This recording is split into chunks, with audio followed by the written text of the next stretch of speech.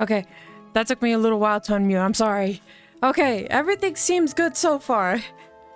And Star, don't be too proud because he's not even... Alex is not even in this game.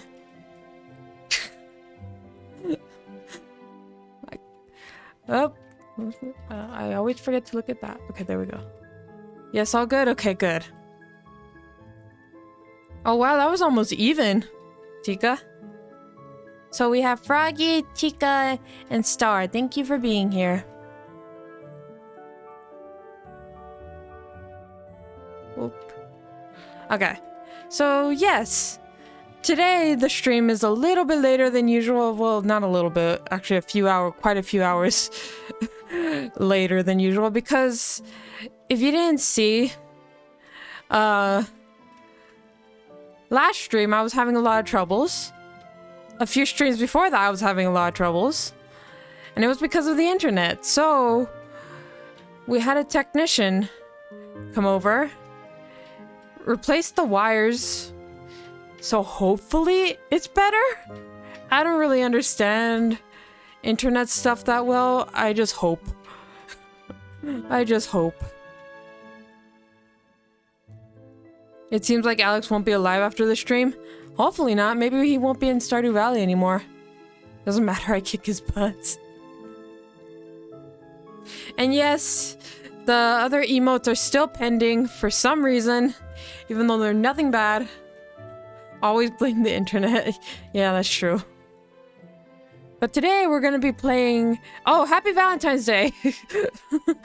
I should have opened up with that. I forgot about that. Happy Valentine's Day! I'm a single Pringle. And Star is still not subscribed, it seems. Maybe I just have to reset that command. I don't know. I'll try that. Because I did it earlier. But yes, happy Valentine's Day. If you celebrate it, if you don't celebrate it. If you're single like me, or if you're not single. Well then, good for you. I don't know. I'm not jealous. But yes, we're gonna be playing a... Oh, what happened to my eye? Okay. We're gonna be playing a dating sim that caught my eye. It's called... I told you I will never subscribe.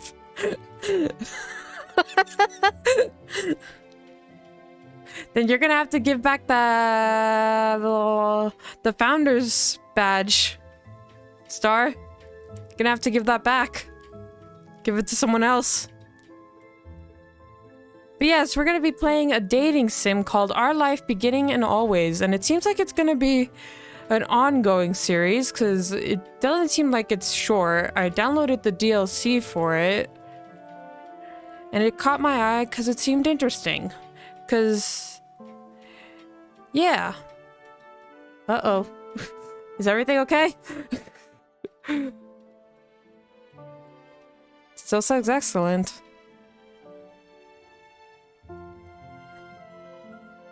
Okay, it seems like it's okay. Oh, God. Thank you for petting my stomach. Rubbing my stomach.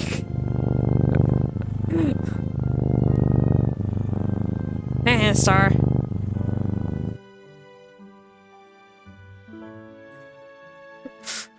I'm not hungry this time. I actually ate lunch because it's so late in terms of me when I usually stream. So I actually ate. Ooh, nice, Froggy. Okay, so... Yeah, I don't know if any of you have heard of this game. I literally found out about it by looking up wholesome dating sims. Thank you for feeding Blooper. Thank you for filling up Star's beer mug. Blooper won't be here because she is at work, but that's okay. She's here in spirit. These are hungry. See, only sure. Only sure. It's not a... Well, I guess that is a yes. Damn it, 8-Ball.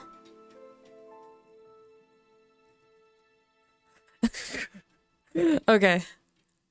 Yeah, what did I do today? Nothing really at all. Other than the internet people coming over, watching some anime and eating. What did you guys do today? Hold on, this is still frozen for me. What the heck? What the heck? Let me refresh that. Okay. Okay, we're good. Oh, it actually shows a picture this time. For the longest time, that was not showing pictures. School and a good nap. Oh, I want a nap. I want to nap so badly, but I couldn't nap. Because then I'd be too tired for the stream. But yes, it actually shows a nice picture for the game. Because for me, it was just showing a game thing, like a gaming controller. But yeah, everything seems to be good, so that's making me happy. And before I jinx myself, I'm gonna try to start the game. Because I need to get it into OBS, because I forgot to do that, because I'm a dumbass. Let me put this on. Let's see.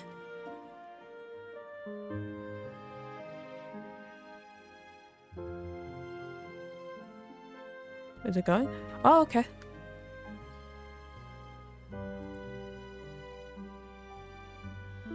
Let me go to this. What is this music?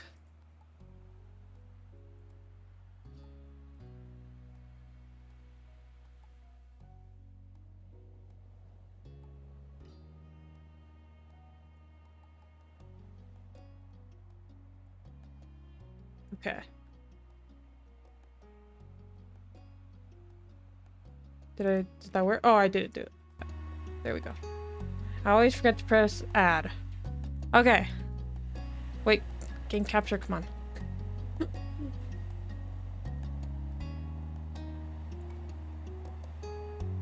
Did I put the wrong thing?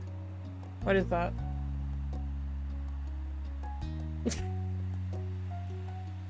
Oh, it's showing some of it? What the heck is going on? Did I put the wrong thing? No.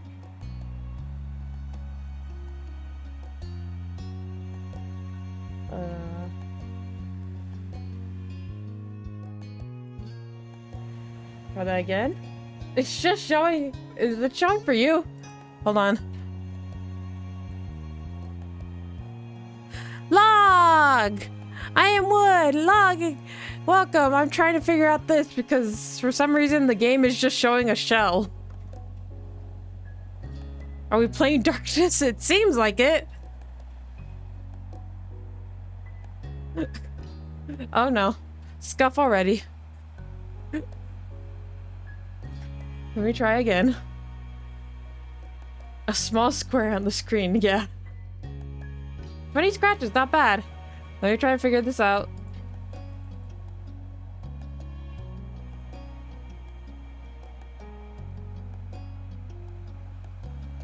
Yeah, here's the thing that I don't understand is I don't understand all these other settings, so I don't know if one of these settings will actually like do anything.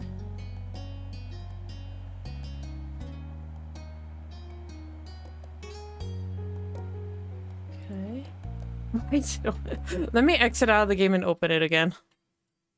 Maybe that'll work. A very interesting game, I see. Yeah, it seems very interesting. Scuff the game. When is it not? If it's not one problem, it's the other. I'm so sorry. Okay.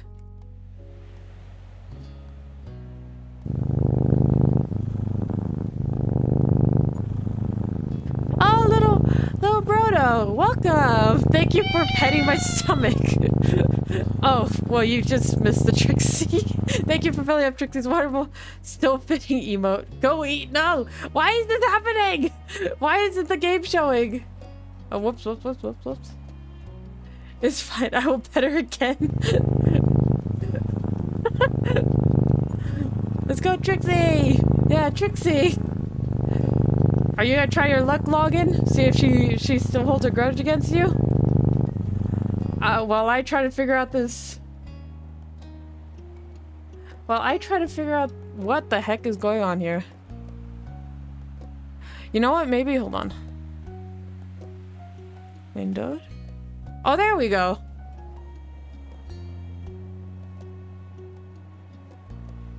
Text outline, medium, skip, scene, text. Stop after choices, text, auto, music, okay. Now is it showing?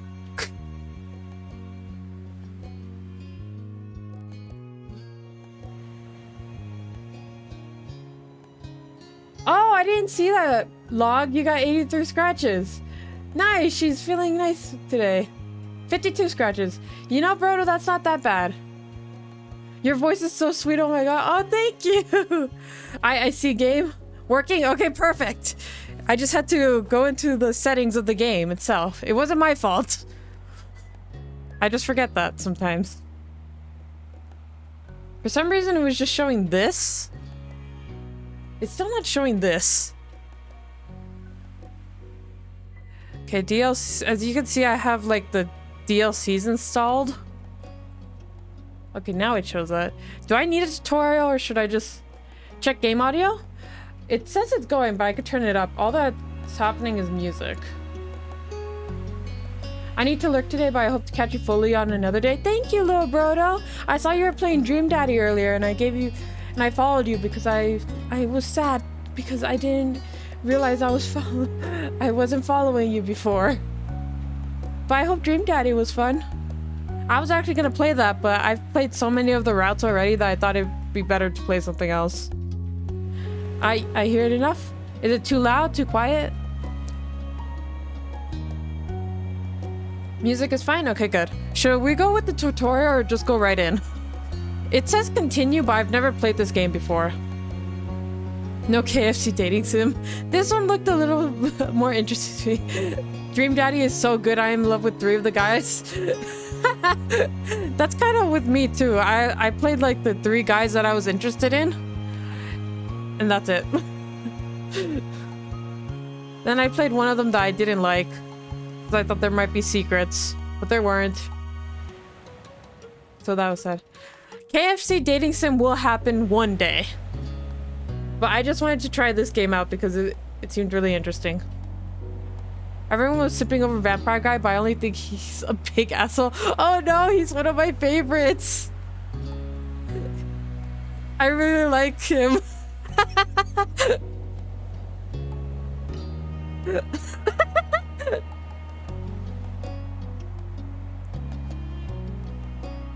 Okay. Aw, Trixie, thank you for petting. Froggy, thank you for petting Trixie, even though she's mean to you. I'm in love with coffee shop guy. Oh, I find him kind of boring. Oh no. I've never done his route. Or but he's a good choice though, because he's very handsome. It's okay, I respect your choices. I respect your choices too, Brodo, even if they are wrong. I'm just kidding. I'm just kidding. So, should I do tutorial? Because I'm kind of scared. I'm gonna click tutorial and see what happens. Okay. Damn, violence. Welcome to Our Life, Beginning and Always full tutorial. Goes over every gameplay aspect and how it all works in details. This better not be long. But yeah, I gotta try and do some work here. I will catch up in a better day. Thank you. Thank you. Arabella chose violence. It's super effective. And you chose chaos, as always. Okay. From the main menu, there are multiple ways to get into the game. Continue loads the most recent save if there is one. Otherwise, it starts the game from the beginning. Neil is the ultimate husband. You want to breed with Neil? New file always starts the game right from the beginning, and any load lets you pick from all the available save files and jump into whichever one you'd like to keep playing. You also see a gallery option from the main menu. The gallery lets you view special CG images that appear at certain points in the story. Many CGs happen automatically by simply going through the game, while some can only be seen by making specific choices and or having a too much reading, specific type of relationship with a certain character. Does anyone have a choice when he just arrives? Who? Wait, hold on. Sorry, I'm getting a little confused because I'm reading and I can't read and read chat at the same time for some reason. I can't comprehend two things at once. It is impossible to get every CG from a single playthrough. You have to replay/reload a save file to make different choices in order to see them all. And a handful of CG images aren't available in the free version of the game. They only appear in the DLC moments that can be purchased. Good thing I got all the DLCs. Froggy hugs for everyone, yay! I still don't have a hug command. I should do that. I keep forgetting. I'll do that. Let me write that down. I'm gonna write down hug command. I'm gonna write myself a nice message.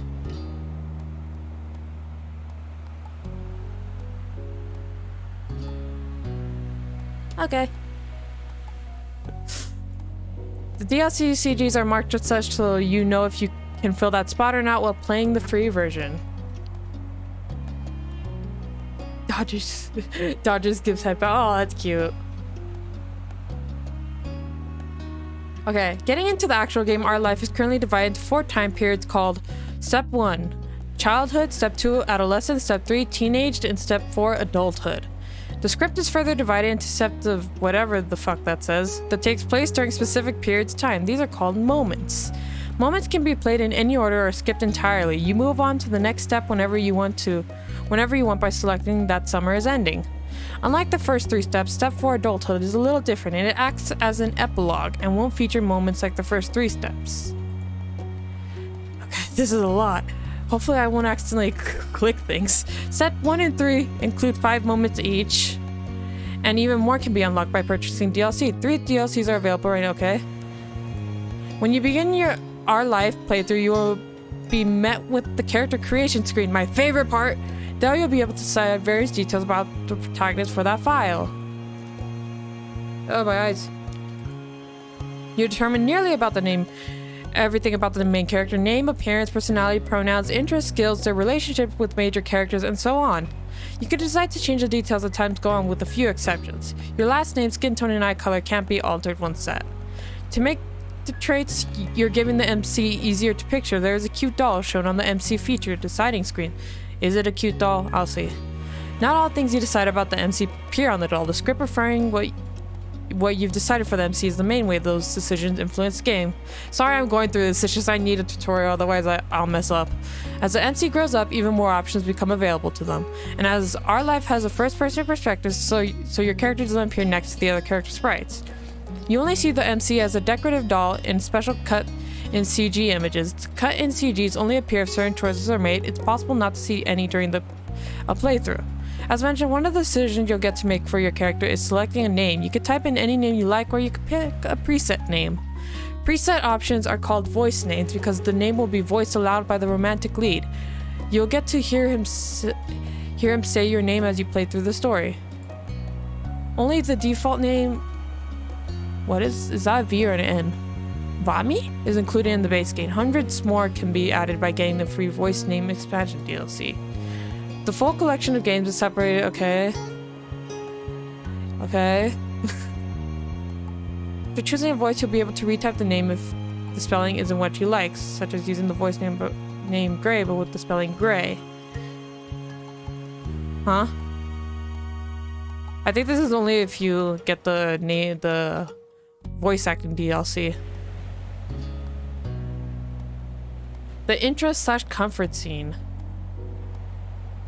Unless you get DLCs, the game has one love interest, Cove Holden.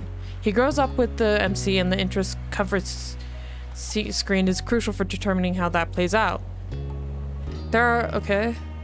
Interest level sets how much you like him. There are 4 levels: disinterest, fond, crush, and love. Love is only available starting in step 3, and if you are fond or crush in step 2. The difference between crush and love is not as large as the difference between the other interest levels, since both make the MC interested in Cove. But crush means you're interested in him by considering having him be your boyfriend. You could still be flirty with other characters around. Love means Cove is absolutely the only person in the world for the MC, and they consider not just dating but spending their whole life with him. You can't be flirty with anyone else either. Comfort determines how you generally react and think when it comes to him. There are only 3 levels: nervous, relaxed, and direct.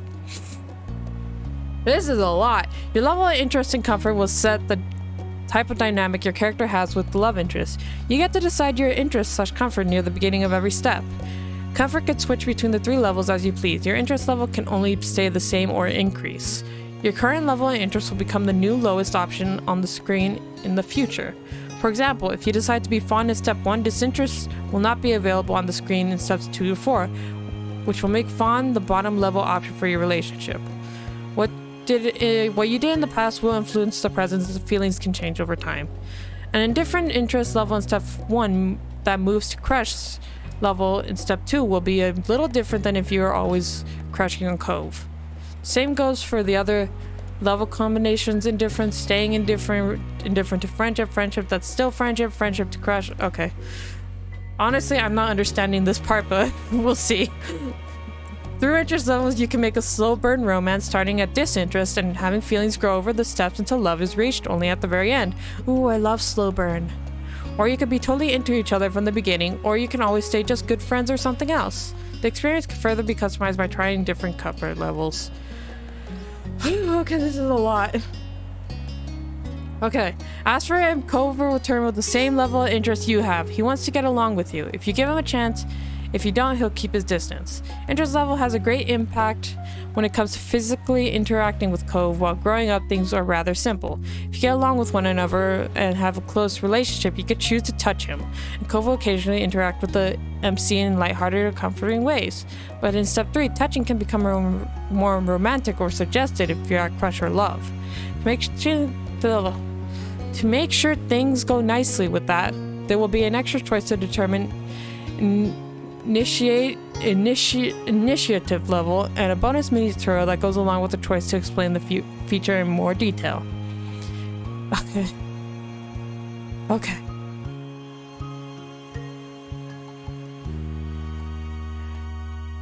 Okay. Oh my gosh.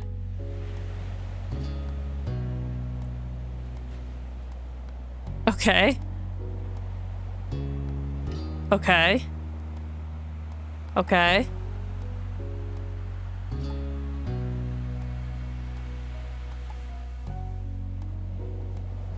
The different personalities become more notable in step 3 and then in step 1. Cove's appearance is separated into shirt, pants, hairstyle, glass. Okay.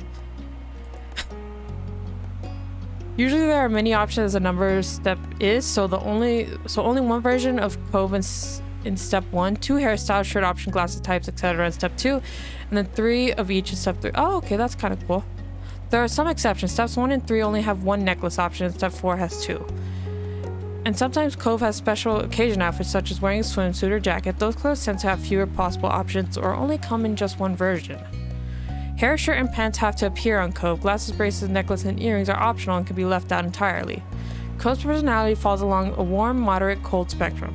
As a child, he simply says what he thinks when he feels like it. Okay, this is... Okay. Okay. Okay.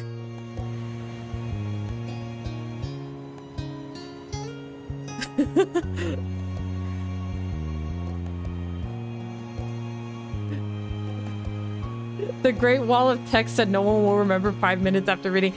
That is so true. I don't know why I'm still reading this, but I'm just scared. Okay.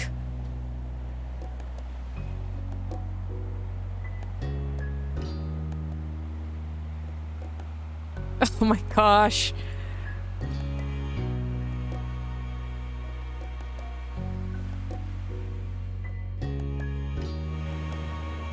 Okay. Oh my gosh. Okay, hold on. This seems important. Where a choice does appear, usually you'll see that hovering the cursor over an option shows a certain color, yellow, blue, or green. The colors aren't related to specific point or effects. They're only there to give a bit of insight on the tone or motion of the choice, since text alone can potentially be read in more than one way, okay? Blue tends to be casual. Okay, I'm writing this down. I'm not gonna remember this.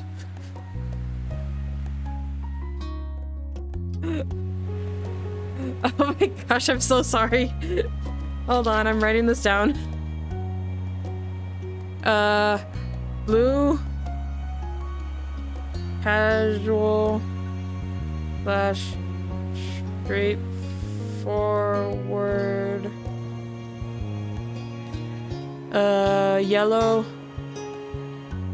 green, motive,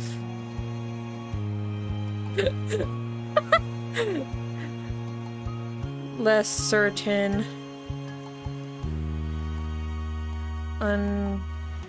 uncommitted. Okay. Okay.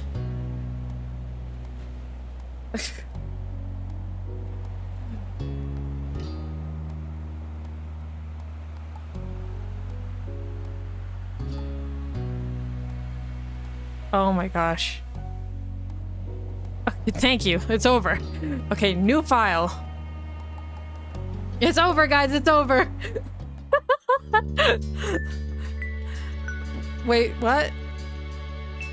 No, skip. Skip.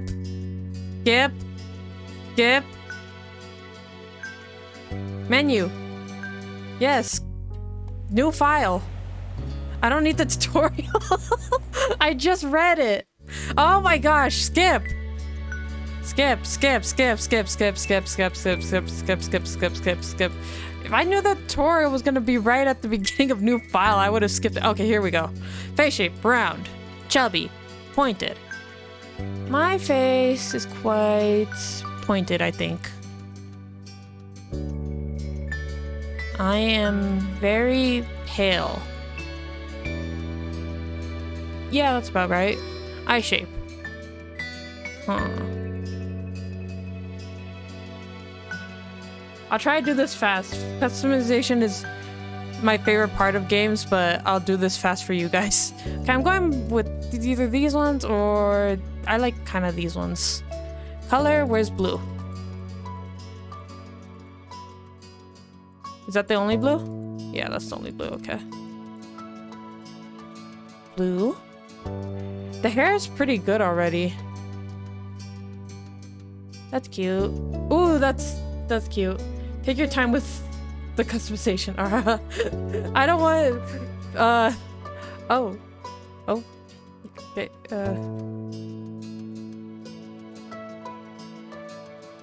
I don't have any ponytails or anything like that. I have very short hair. How do I go back to what it was?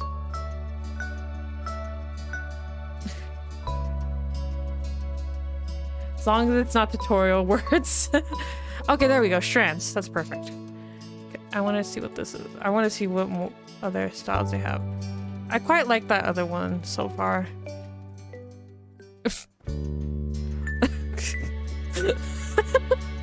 Just be a head of hair. That one's cute, but I think it's too long. Yeah, it's too long. Ooh, there's a lot of options. Okay, two tones. Okay. Get it. Oh my gosh. There's a lot of customization in this. Kudos to that.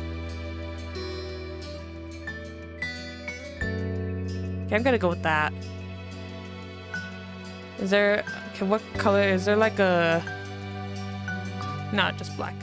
Hair back color. Why would you have the back? Okay. My pronouns are she, and we're just gonna go with... Name, RX, and then last name.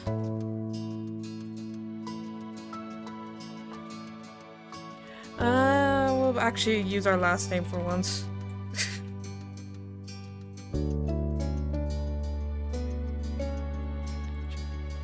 Okay. It is weird that I want to court the avatar you're making. No? Okay, good. I'm safe. Oh my gosh. Voice name?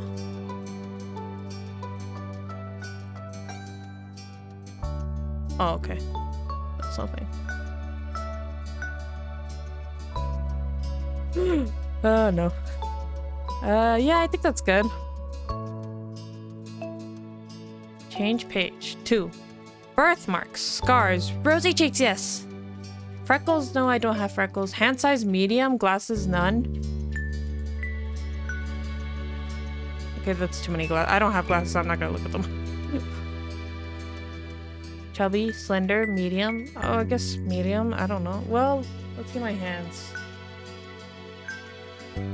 They're holding those cards with slender fingers. We'll go slender. Okay. Yeah. Page. Birthmark. Oh my gosh, there's a lot. Freckles, accessory types, bracelets, watches, hats! Clothing types. Okay, we have a skirt and short, so that's kind of weird. Skirts, I guess. Shirts. We don't have a necklace. We have a bow tie. Do we have a bracelet? No, we have gloves. We have hats, though. And we don't have a watch. We don't have scars, birthmarks, or freckles. Or do we? I think that's good.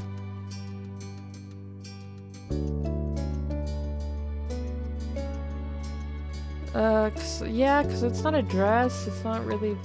Or is that a dress that I'm wearing? I don't know. Kind of like a skirt attached to a shirt.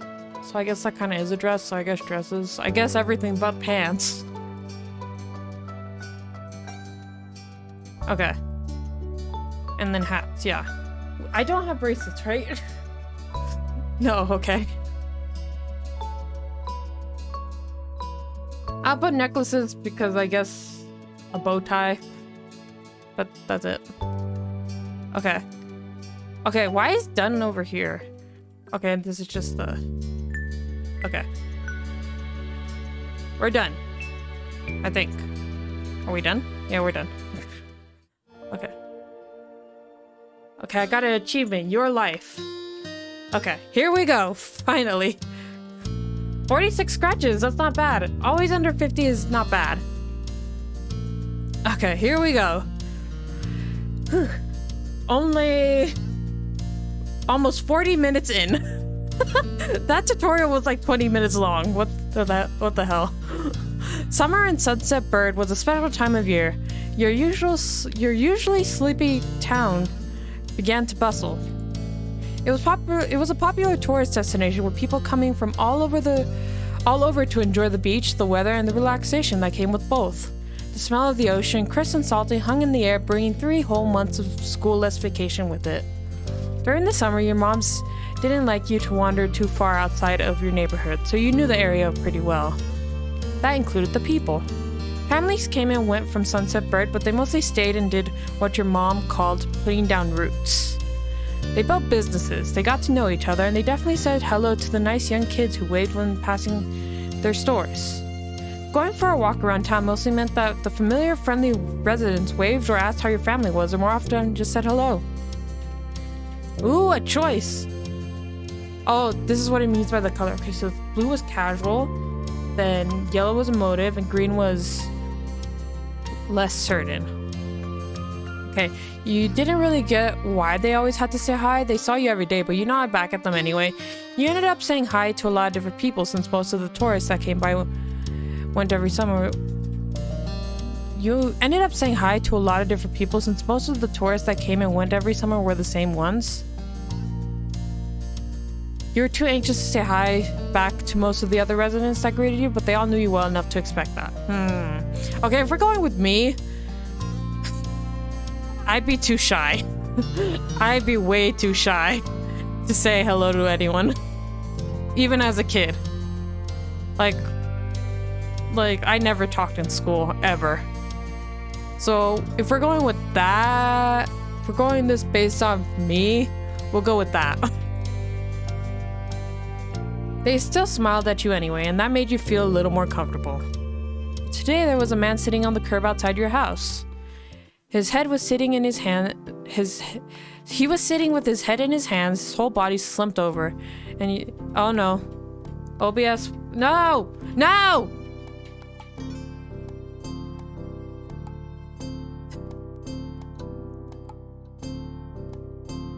Hold on.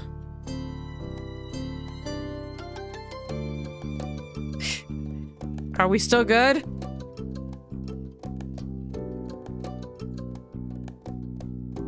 OBS is acting funky.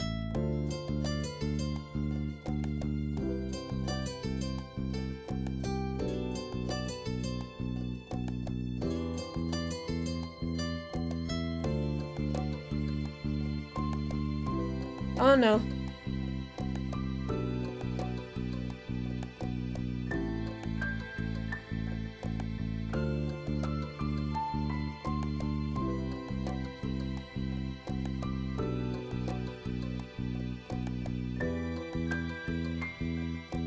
Okay, if you guys can still hear me, I guess they're not done with the... I'll type it in the chat.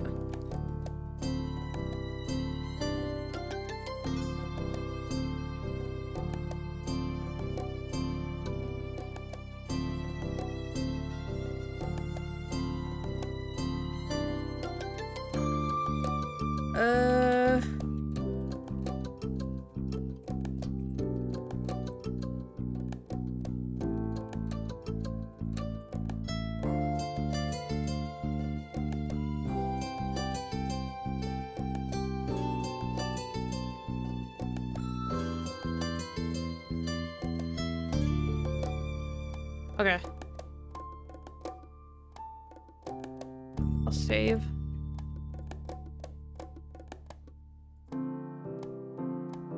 Okay.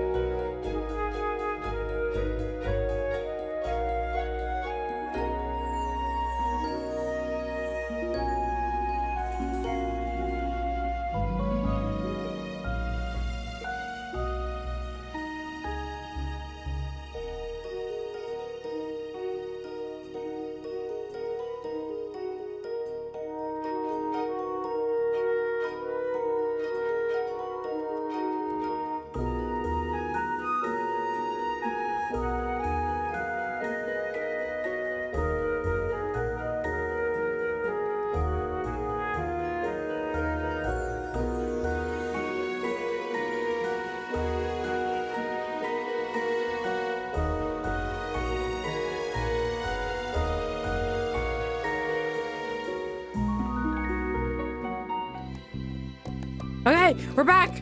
We're back. Okay.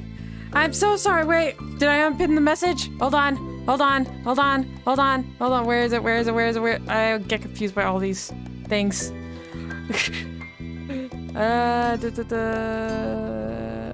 Unpin this message. Okay, there we go. Yay, Froggy Hugs! Welcome back, welcome back. Sorry. Antica, I think it is divine intervention. Because I didn't even know the people, because I knew they were going to replace another wire, but I had no idea they were going to do it today. And so soon. They didn't say that. Trixie seems fine. Okay, let's go back to the game. I left it on a kind of cliffhanger. Oh my gosh. Who is this mysterious man? He was sitting with his head in his hands, his whole body slumped over, and you wondered if he was even a real person, or a statue that had magically sprung up from the ground overnight. Whoever, whatever he was, you had never seen him before. One thing about knowing everyone in Sunset Bird was that people who you didn't recognize really stood out. Trixie loves me the most, it seems right now. Oh no, 75 scratches, Froggy. I think Trixie's back to normal. Trixie seems fine.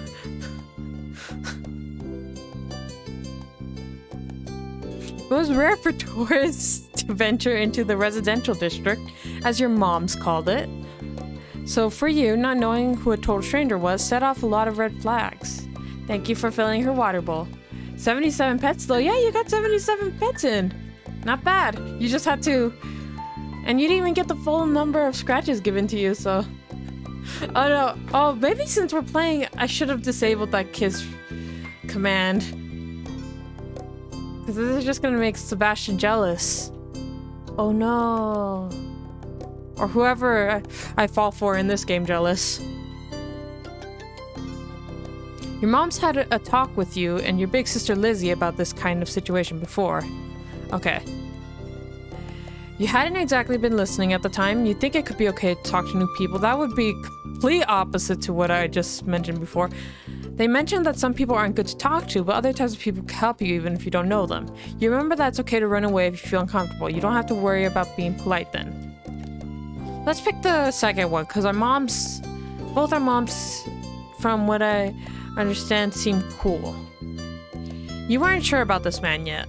Oh, another choice. So you felt a bit scared knowing that he was blocking your way to the front door, but you were pretty interested. You wanted to know more about what was going on.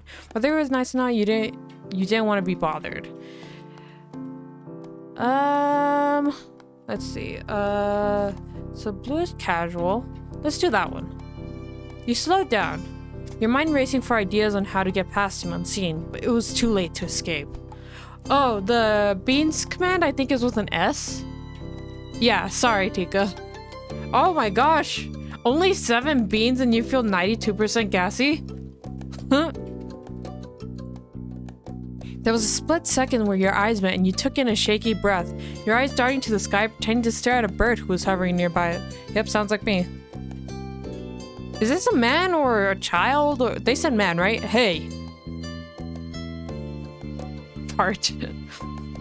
His voice startled you and made you jump, but you still didn't look at him. The bird landed on top of a nearby gatepost and its black feathers ruffled against the gentle breeze. My God. Trying to keep your eyes on it was tough, especially when the man stood up and started to make his way towards you. Okay, not wanting to seem too approachable, you folded your arms and stared. Still unsure about him, but willing to be friendly, you offered the stranger a smile. No. Your whole body was frozen in place as you approached. See, that would be me. If someone approached me like that, but we'll be a little more curious since we're a kid right now. So. Oh, who's this? I love the art style. Is that a manatee? No, not... Is that... No. Stingray! Manatee. Oh my gosh, it's a stingray, not a manatee. Oh, I'm a dumbass. I know my sea creatures.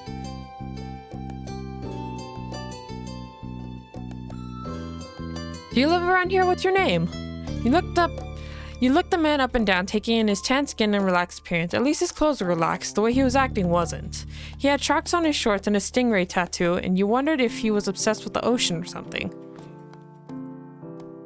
While you made your assessment, he looked at you expectantly, waiting for an answer to his question. Continued to say nothing would be me, because I was too scared to, and still am, too scared to say something. Yeah, I live here. I live right there. My name is Ara. Okay, we're not going to introduce ourselves because he hasn't introduced himself, but we'll say, yeah, I live here. That's great.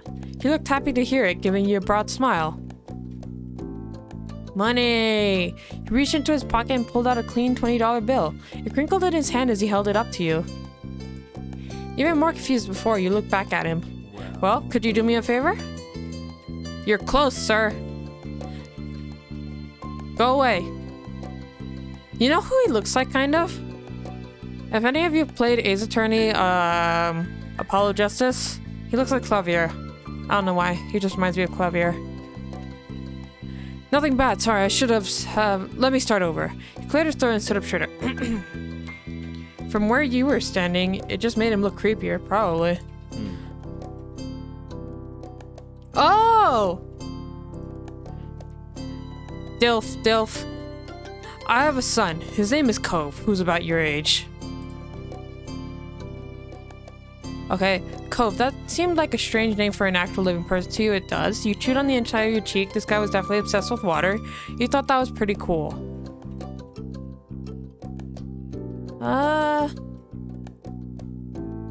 Yeah, this one. But definitely the kind of name someone like this guy would give their kid. His name, he doesn't even get a name. He's just Cove's dad. I'm gonna call you Clavier. Your name is Clavier, Cove's dad. We moved in across the street, see? He gestured toward the house that had been empty for a year, his watch catching the late afternoon sunlight and reflecting off the walls. The gigantic for sale sign was finally gone. You must be our Arcanum, right? I met your moms earlier, and they told me you were 8, just like him, so... Fight Trixie. That's not a command yet. Let me write that down. Fight Trixie. That's a good idea. I'm pretty sure someone brought that up. It might have been you, Tika. But yes, I want that to be a command now. He shook the $20 bill to bring it back to your attention, a hopeful smile tilting his lips at the corners. Is he bribing me to be his son's friend? Oh no, that's sad. Can you try to be friends with the boy? Just... Oh. John Cena? Oh, thank you for petting Trixie Star.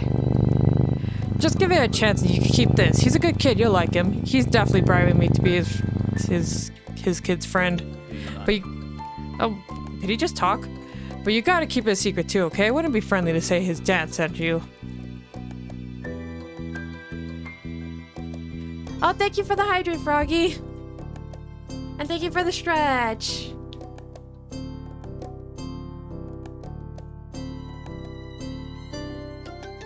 Stretch. Okay.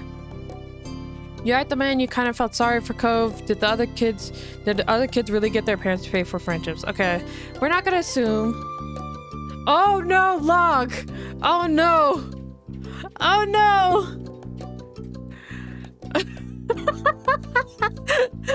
Trixie!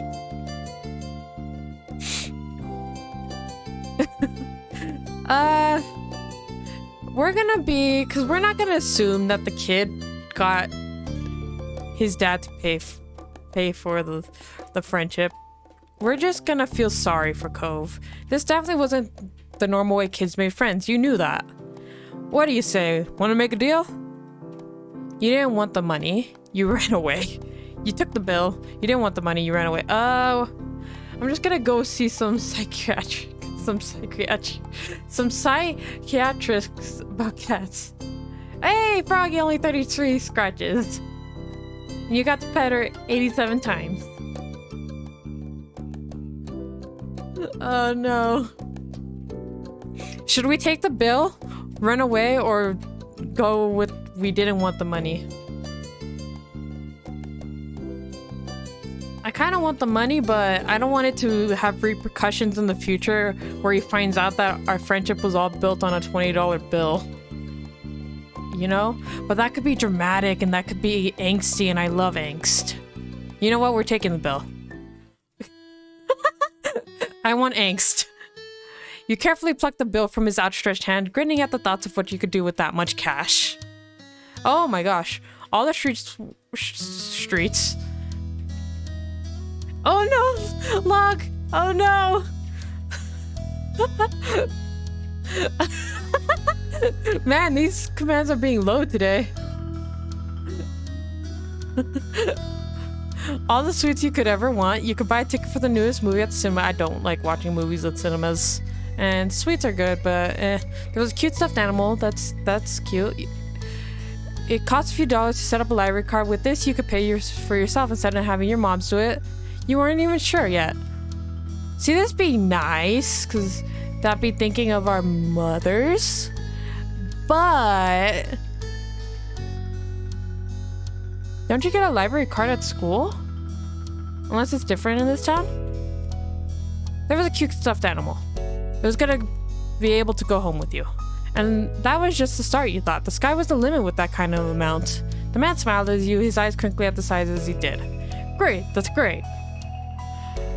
On one hand, she doesn't scratch me so much and that means she loves me. On the other hand, my purpose as a scratching post is irrelevant now. Oh no. Yes, stuffed animal! Great, that's great. I'll bring him by tomorrow. I want him to meet and greet with the neighbors today, but well, I don't know where he's gone and off to. How much you want to bet we're gonna meet him before tomorrow?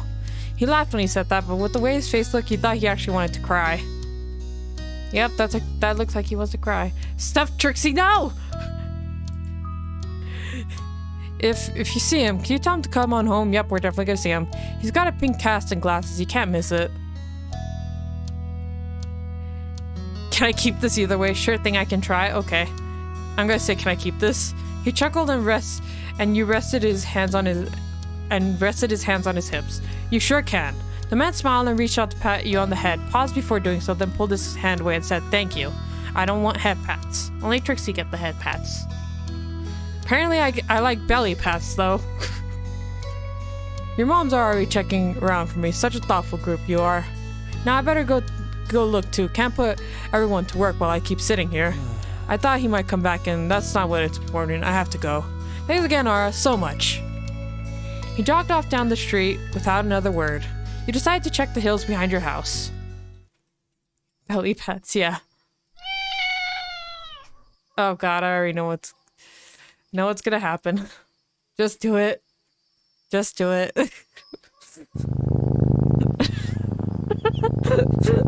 Damn it. On one hand, this is really funny that I get belly pats or belly rubs, and it sounds like I'm hungry, but on the other hand, it looks so scuffed. But I don't know if I should keep it or not. Tika said I should keep it. Okay, so I guess we're first meeting Cove. We're meeting Cove for the first time. The chirping of crickets in the tall grass greeted you, quiet and familiar. From the top of the hill, you could see the ocean. As you walked, you listened to the crash of the waves on the shore, and the seagulls squawking as they settled down for the night. Okay, let's see. You always loved the ocean. It was so much fun.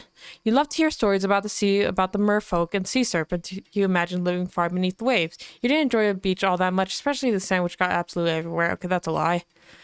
I've only been to the beach once, and that was, I think once? Was it once?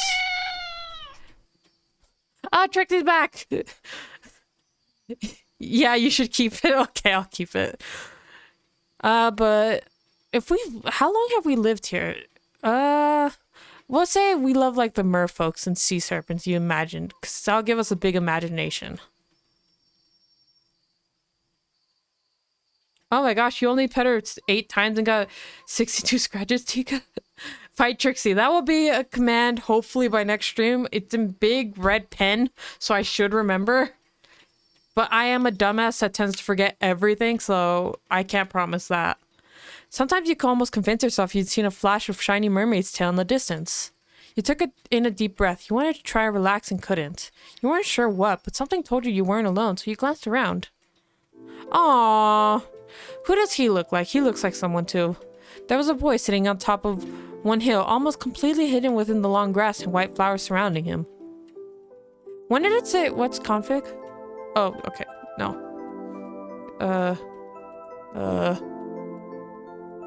Didn't it say we could like give him glasses or something? Skin Alex. Trixie, no! Stop shooting Trixie! She would kick your ass, Star.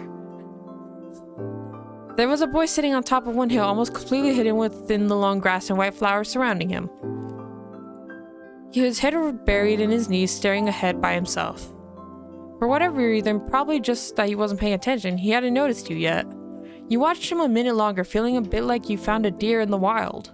Though deer didn't have sad frowns, pink cast, huge glasses, wavy eyebrows, green hair. Huh. Something like this, maybe.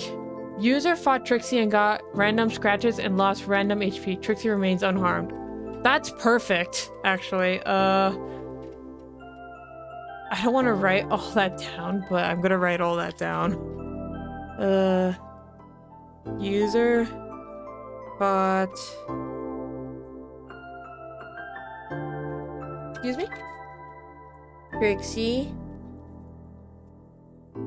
got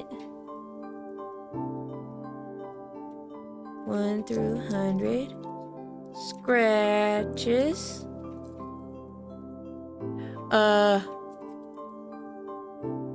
And lost 1 through 100 HP. Trixie remains unharmed. Perfect. Thank you, Tika. Does bullets affect magical cats? No. Can't you just copy it? Oh, yeah. Don't mind me. Don't mind me. I could have opened a notepad and copied that, huh? I wrote it down. It's already written down. It doesn't matter. Yes, I deserve that bonk.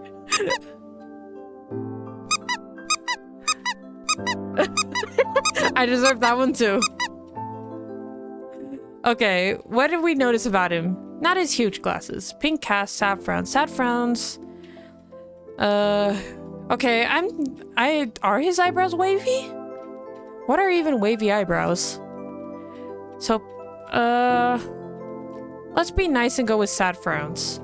But cause that's the first thing I noticed when I saw him.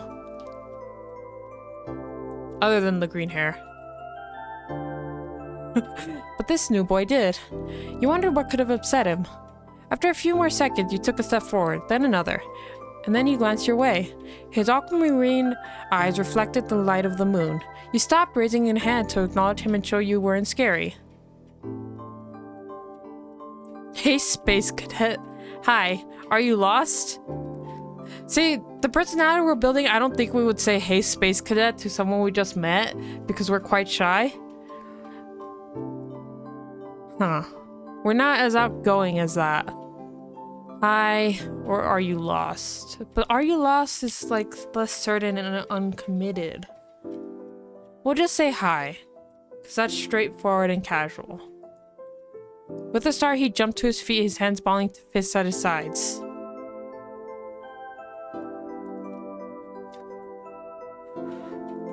Why does his outfit remind me of SpongeBob?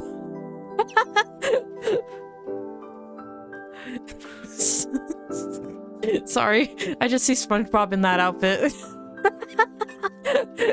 He didn't say anything, just stared at you in a strange way. He'd been crying. There were traces of tears on his cheeks and his knees, soaking the hem of his shorts, and his eyes were still shining with a few more. Yes, Log, SpongeBob. Like the brown pants, the white shirt, the belt, the blue eyes. Maybe not the glasses or green hair, but... yeah, the outfit.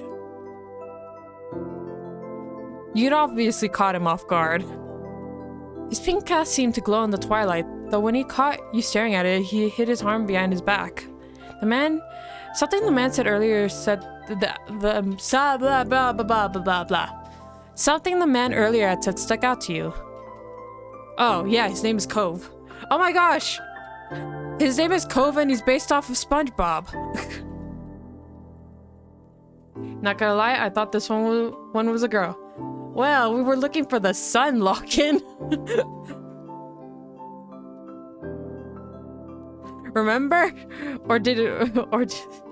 Oh, we cut off right as he said that, I think. The dad said that, so never mind, maybe you didn't know.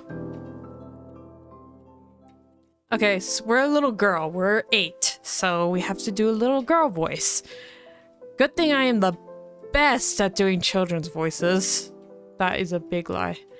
My brain died, don't blame me. Cove? Little boy voice. His eyes wide, he studied you. How'd you know that?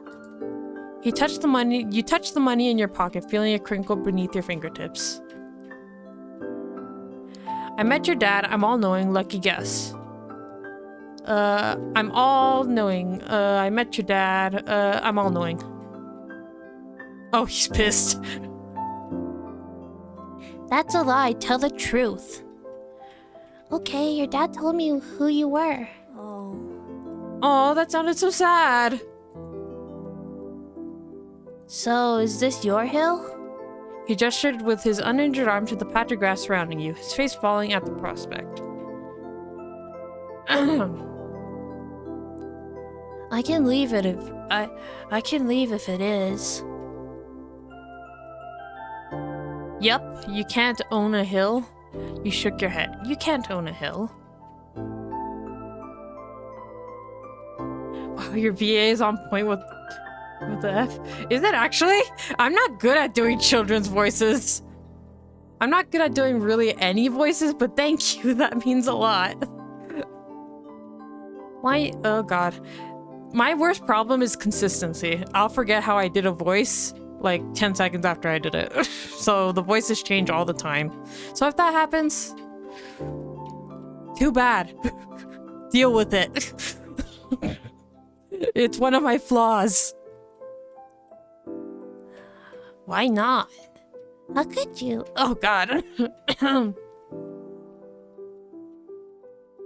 Oh, he had a hill back home. Okay. You just do. I had a hill back home. Well, this still isn't mine. Oh. A lovable flaw. Thank you. He sat back down with a thump, resting his chin on his knees again. Oh, he's closer now. Curious about the strange new boy with the odd dad, you sat on the patch of grass next to him. The pure white flowers that covered this hill rocked back and forth gently as the stars twinkled above. The way they dotted the sky made them seem like flowers too. The night wind was cool as it traveled over the sun and up the hill, chasing away the heat from the afternoon sun. Man, we are so poetic as a kid. 71 scratches. Why'd your family move? Why are you here?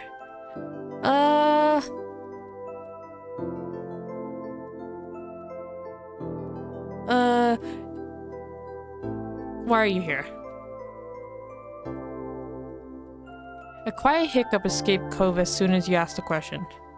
Aww. Almost like they never stopped, his tears started up again with a vengeance. My parents. Okay, oh. The POG command. I always forget about that one. They don't want to live together with me anymore. The tears fell fast and heavy over his flushed cheeks, sticking in his dark lashes.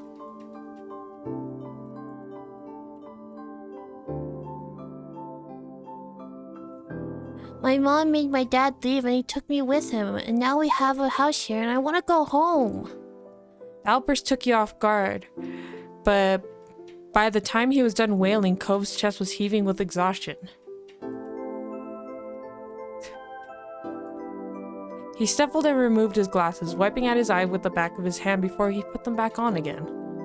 I hate this place. I want my real life back. I want my mom. Stop crying, oh my god. I'm sorry, your dad seems kind of nice. You'll like it here. You just have to get used to it. I'm shit at comforting people, and I probably was even worse at it as a kid. Let's not bring up his dad, because he seems to be upset with his dad. Stop crying is a little mean. You'll like it here. You just have to get used to it. Seems like something an adult would say, I guess. Let's just say I'm sorry. He slipped his hand underneath his glasses and pressed his fingers against his eyelids. Cove wound himself up again for another long crying fit. He felt bad for him being forced to come here with no choice. Oh no. Oh no, Log, I'm afraid to read this. It's okay, Ara. Do what I do when comforting kids. Hey, you snot face. Slap, let's go home and love the fam. Oh my gosh. You know, I thought I was bad with kids. Thank you, Log, for making me gain more confidence in taking care of children. You couldn't imagine what it would feel like to live with only one of your moms, but it must be pretty hard. No, Logan. No problem. But from way off in the distance, you heard your parents. Hey, Mommy? Ara! Cove? Oh, Cove's dad voiced that. So I don't have to do it, thank God. And Mom. Oh no, we call one Mommy and the other Mom. Do they get jealous that one of them is Mommy and the other is Mom? I don't know how that works. Kids, where did you go? Cove looked at you, Tills. I read tears and still together. Tears still clinging to his cheeks. Don't tell him we're here. I don't want to go back to the house. I want to go home. It will be okay. Don't worry so much. You have to go. You can handle it. Don't worry. Sorry, I have to. It will be okay. You have to go. You can handle it. Well, speaking of kids, I'm a babysit 10 of those gremlins soon again. Alright, time to get the show. Oh my god. Oh no. You can handle it. And even if you can't, he's your dad, right? Yeah, he is. Dusting the grass off your pants, you stood up. So you did come here by yourself or with a stranger. He's got to take care of you no matter what. Slowly, Cove stood up with you, still looking a little reluctant. His dad's voice rang out again. Cove, can you hear me? He looked toward the sound of his dad's voice, silent, then turned away while rubbing his not bandaged arm. Sorry. Okay.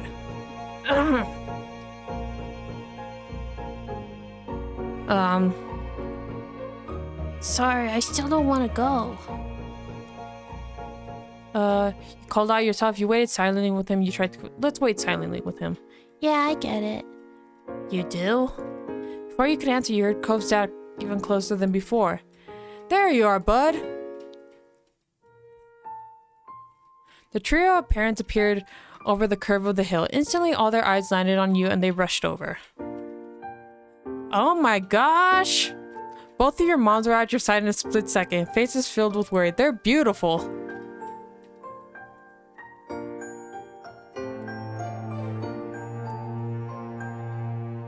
Log.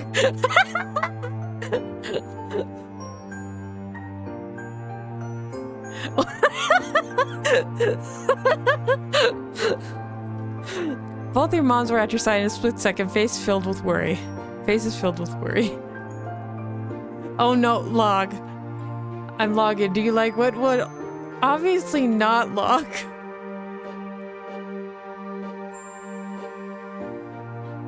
Ara, you're here after all. Okay, which one's mom and which one's mommy?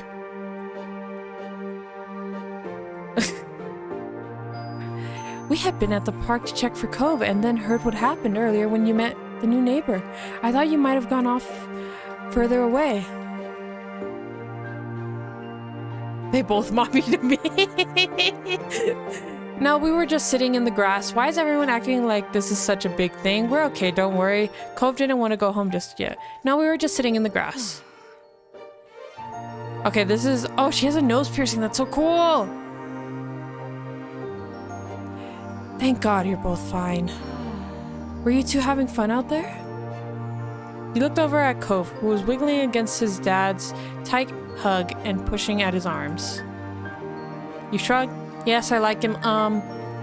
He's good. I think I'm going to marry... Oh my gosh. That's a little too much. Yes, I like him. He nodded, smiling slightly. Cove looks pissed off. Finally, letting go of his squirming, scowling son, Cove's dad turned to the three of you. That's a relief. Thanks very much for finding him. I really don't know this neighborhood. Good thing Ara knows this whole area so well.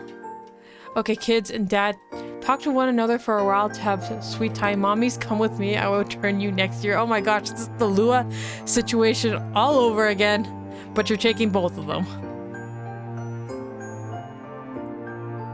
Absolutely. We should be getting home now. It's been a long day for us all. Say goodbye, Cove. Oh, it's voice acted perfect. The two of them walked off into the distance, heading towards the neighborhood. You watched Cove's bright pink cast until it disappeared. Look at that face. It's like she's plotting something. Tell you what, we'll have a proper playdate tomorrow, okay? Your new friend's dad wanted to bring him by to see you and Lizzie. Oh yeah, I forgot about her sister. How does that sound? Sure, can I show myself? It sounds like words. You're not ducking your head down. Sure, can I show myself? I still don't know which one's mom and which one's mommy, I forgot. Of course. And okay. Both your moms laughed, the sounds overlapping into a warm, familiar chorus. Mommy put her arm around your shoulder and led you towards the path. Satisfied and more than a little ready to go to bed after your long, exciting day, you followed them home. Choose your feelings for Cove. This is how you feel towards Cove for this step. It could change in the later steps. Comfort, interest, love. I'm just kidding. Like I said, they're my mommies. Oh my gosh. Lock. Direct, nervous, relaxed. How do we feel?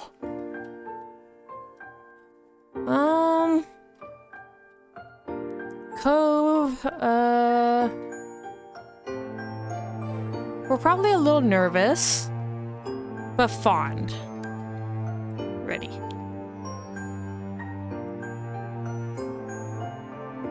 I think that's fine, because we're not relaxed yet.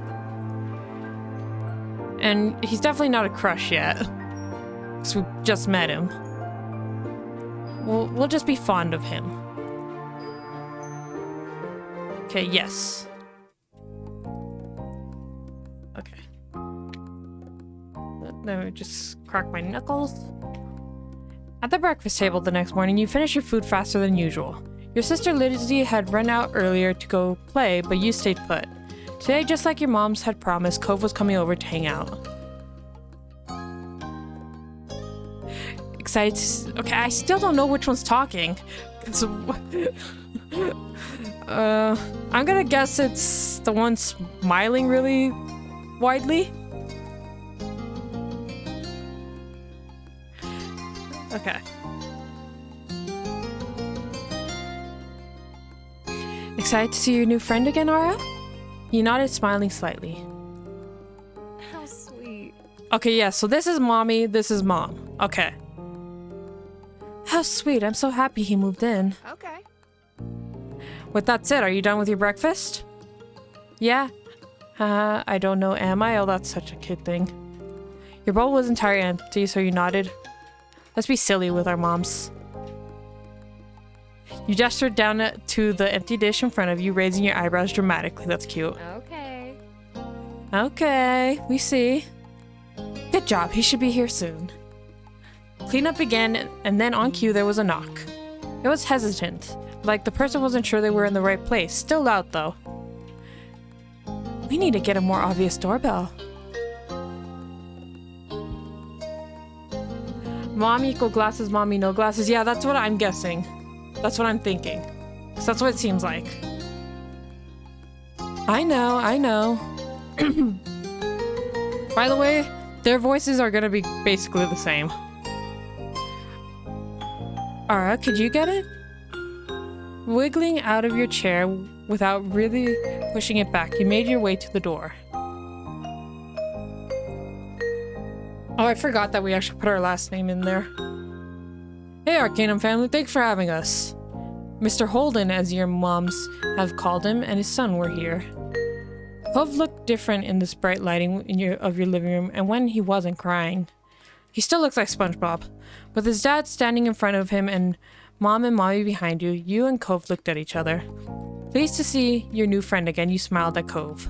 He smiled back with some hesitation. Do you want to see my room? Okay. Take care.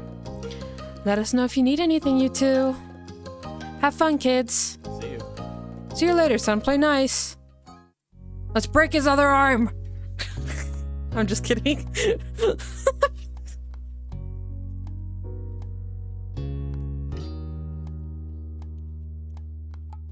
Oh my gosh, we have a sheep. We have a jester penguin?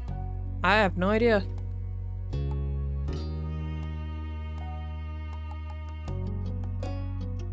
Okay. You led him to your room, puffing out your chest a little bit at the sight of your treasures. There were lots of stuffed animals. There's only 2. A cool bed, a window to look out. Let's go. Ara chose violence. It was a great room. You hadn't anyone to show you hadn't had anyone to show it to in a while, but you were really proud of it. He leaned in a little closer to one of your drawings on the wall. We have 3 drawings. Which one do you like? I'm guessing he likes... I can't tell what they are, so I don't know. I like this. I don't. Thank you. I drew that. Me too. I don't. Will be... While Ara does that, Mommy's come with me to the next... No! Let's play Monopoly. No! Log! No! No, no, no, no, no. Log bad. Bonk log. I drew it, but it's not very good. I think it is. You smiled slightly at him. Even if it wasn't work you were pleased with, it was polite of him to say. You turned to look around the room a little more, studying the books on your desk and the pictures on the walls. You started to feel a bit nervous. You felt the atmosphere was kind of awkward. You were glad for the company. You hoped he liked your room. You started to feel a bit nervous. You wanted to say something, but didn't know what, so you let him keep looking. Then his eyes landed on a tiny box of beach things you'd collected, tucked away by your door. He took a step towards it before hesitating and pointing at it instead. What's that? A herd of stuff I found on the beach. Oh. Do you have any driftwood in there? Dragging the box into the middle of the room, you and Cove flopped down next to it. Yeah. You gestured to a piece at the bottom still covered with specks of sand. Why would... Okay, you know what? That's fine. Collecting driftwood.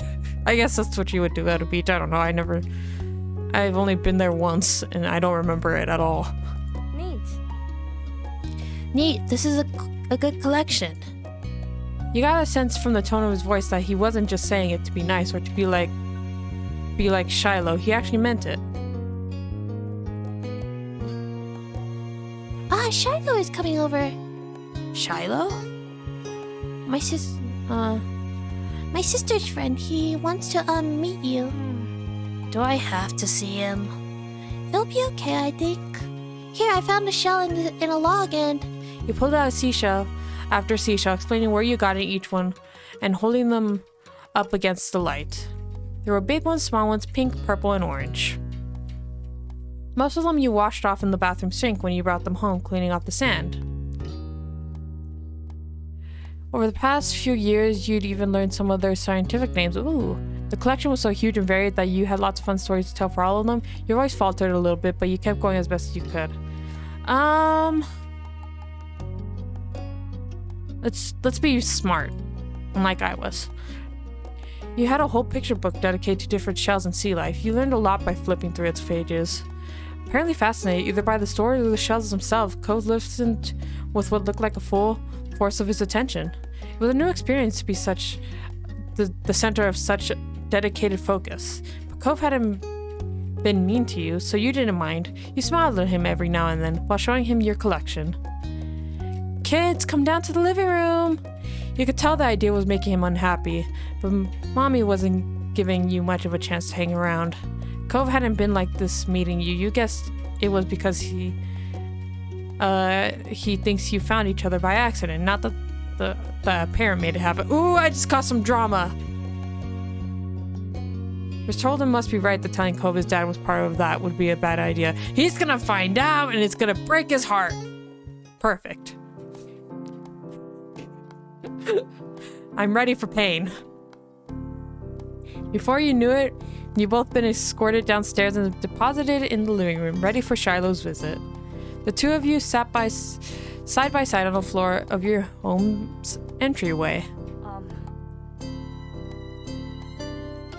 I brought the box of shells. I want to keep looking at them.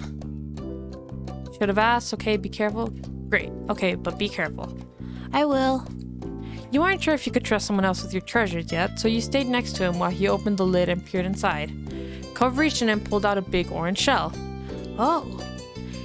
Like he hadn't spoken aloud yet, he turned to you and held it up, his eyes shining. That face. I think this one is the best of them. That's my favorite too. I like a different one best. I could show it to you. You can take it. Why is this so uncertain and uncommitted? I'm scared to pick those options. I'm scared to pick the green options. Even though that's what I would say, just like he can have it.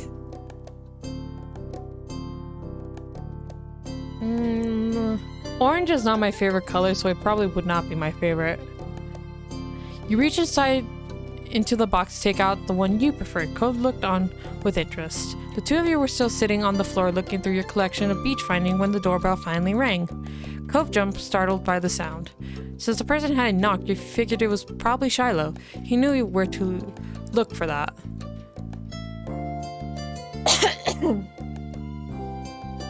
Lizzie's friend?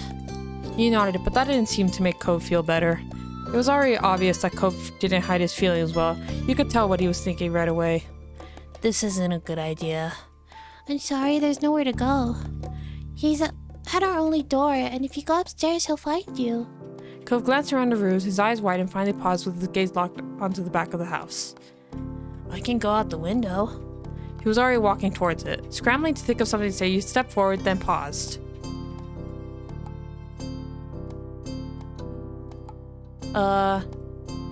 Do you want to break your other arm? I'm gonna say that. I don't. Please don't get hurt. I'll come with you. Good idea. Let's go.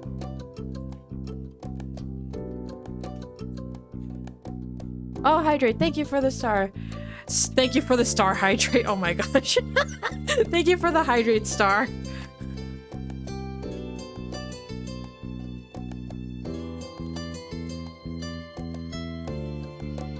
Okay.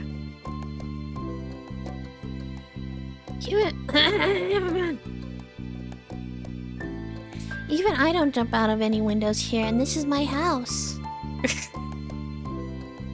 The distance from the first floor living room window wasn't far, but you could tell it made Cove nervous anyway. He touched the cast on his arm. The wind had clearly released from his sails. I don't want to break any more bones. I don't think anyone wants to. Yeah, but I don't want to see him. I don't know him. You encouraged him, you comforted him, you teased him. Let's not tease him. Let's comfort him. You're right. Meeting new people is really hard. I'm sorry. Thanks. Shiloh poked his head into the living room. It was impossible to know for sure if he had heard what you'd been saying or not, but you guessed that he had. Hi. I love the bucket hat. That is so cute.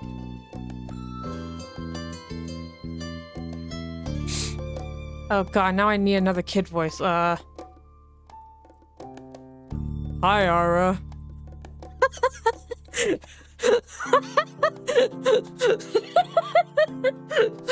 I'm just kidding. He's gonna have Cove's voice. I don't care. I can't do little boy's voice. Hi, Ara. And hi, Cove. Cove shot you an uneasy glance. Hi. Hi. I'm Shiloh. It's nice to meet you. Yeah. You have a lot of freckles. Right, I do. What are you guys doing? We're looking at shells. Can I do it too? Oh, he's... Oh, that voice line... That line was voiced. Perfect. Cove shrugged and looked back at your box of beach findings. What about that one? The plan for the afternoon, at least as far as you were concerned, was to sit and look at the beach things some more. You weren't really in the mood to do much anything else, especially if Cove was having fun. You held out a recent find to Cove, a scallop shell that was washed up on shore. It's a pretty color, kind of like my cast. The beautiful glittering pink did look a little bit like the wrap around his arm. Pink is a nice color. Okay. Oh my gosh, he hates Shiloh. Is it your favorite? Not really. What is? Oh my gosh. Maybe green or blue, it might be yellow. Oh, those are all cool. I guess. Yep. I like those colors too. There are better colors. Not sure how to deal with the suddenly more awkward silence. You look back at your shells. You know what? I'm gonna let them deal with this. I'll pick a green option for once. Like usual, it didn't take long for Shiloh to get fidgety. Lizzie was his favorite. Without her around, Shiloh didn't seem to know what to do with himself. And Cove wasn't like your sister. He wasn't that much like you either. Is Lizzie coming back? Don't know. Aw. Where'd she go? I think she's at the beach, probably. Is she playing at her park? Cove's eyes lit up at the mention of a park and he looked towards you. There's a park? Yep, but it's old. Can you show me? I want to go. He started getting up before you had even answered, and Shiloh jumped up beside him in excitement. Really, you do? You do too, right, Ara? The park is fun. No. The park is pretty great. I love it. The park is pretty great. Yeah, it's right at the beach, so there's lots of fun stuff to do and lots of sand. It has a jungle gym and a bunch of swings. That sounds like it could be cool. So, are we going to find Lizzie? I don't know, I never really wanted to see her. I just wanted to check the park out. Adrift without any direction, Shiloh finally turned to you. Okay. He perked up. Both boys wanted to go. It was only fair. After getting permission from your moms, the three of you were ready to head out. It was a short walk to the park. Lizzie had convinced your mom that it was so short she should always be allowed to walk there by herself. That was a short walk. When you found her, she was hanging on the jungle gym, swinging back and forth. Hey, Lizzie. Her face lit up when she saw you, her big brown eyes going wide. Good, another voice. Ara, Shiloh. Hi. She dropped to the ground and landed with a soft thud in the sand. In a split second, Shiloh had abandoned you two and scrambled over to stand by her. You were used to being left out when it was just the three of you, but now Cove was here. You wondered if he would leave too. Aw, her dress is cute. She looks like someone. Who's that? It's Cove, he's new. Hi.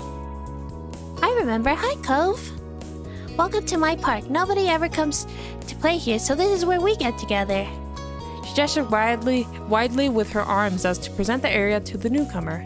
Without interrupting Lizzie's speech, Cove whispered in your ear quiet enough that the others wouldn't overhear.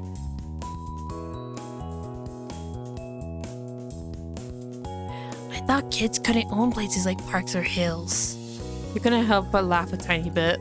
While Lizzie continued talking, you took the chance to kick off your shoes and wriggle your toes through the warm sand. Nice, huh? In this neighborhood, I'm the one who comes up with the ideas. You are? Yeah, I am. Who else could handle the job? Lizzie is the oldest. Oh my gosh, what happened to my voice? By a lot? My mom said you're Ara's age. Yeah. Yeah, that's so. I'm still the only one in this group with double digits. What about other kids? Other kids? There aren't any. We're the only kids here, and Shiloh is just visiting from another place. Not even tourists really bring their kids here. This is the land of ancients. Be careful that the oldies don't try to steal your youth. Oh. For a second, it looked like he might cry again. Oh no. But something in his eyes shifted, and he looked back at Lizzie. What kind of old people? Like moms and dads or grandparents? Grandparents who don't have kids. They hate kids. Keep going, Ara. Don't worry. Logger records this session. Oh no. Why? We haven't done anything. Only some of them don't like kids. Stop saying stuff like that. You're gonna say, yeah, they're really bad. Only some of them don't like kids. You interjected quickly, hoping Lizzie wouldn't take things too far. Cove sniffled, his forehead creasing with worry. Lizzie was staring Cove down, but Cove wasn't even looking at her anymore. He didn't seem to care that she was there. He went in his own head. Shiloh was the next one to speak, completely unaware of the situation.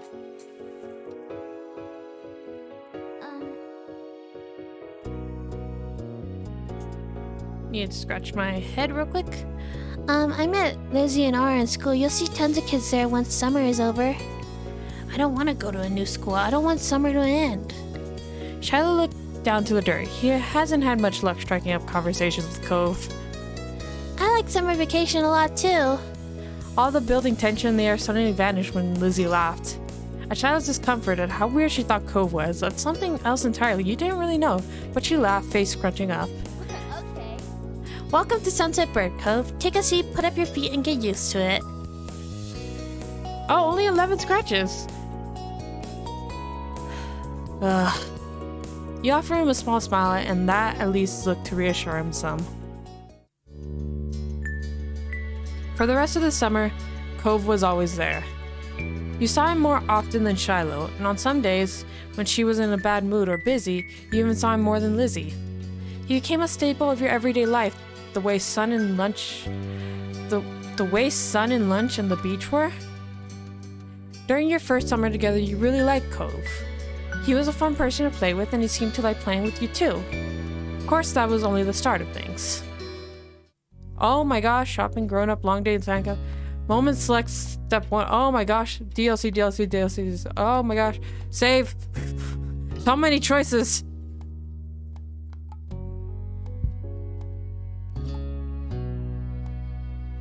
I think I know how these 4 kids' story will go in teenage years. I don't. Okay. Shopping, nah, but that's a pretzel. Ghost seems fun. Runaway seems fun. Sandcastle, fireflies, you would not believe your eyes. Long day, grown up. And then summer ended. No. Do we get to do all of these? Or do we just pick one? I forgot what it said in the tutorial. I just wrote down the colors. I didn't write down everything else. I guess we'll go in. Running away is fun, yes. Let's run away.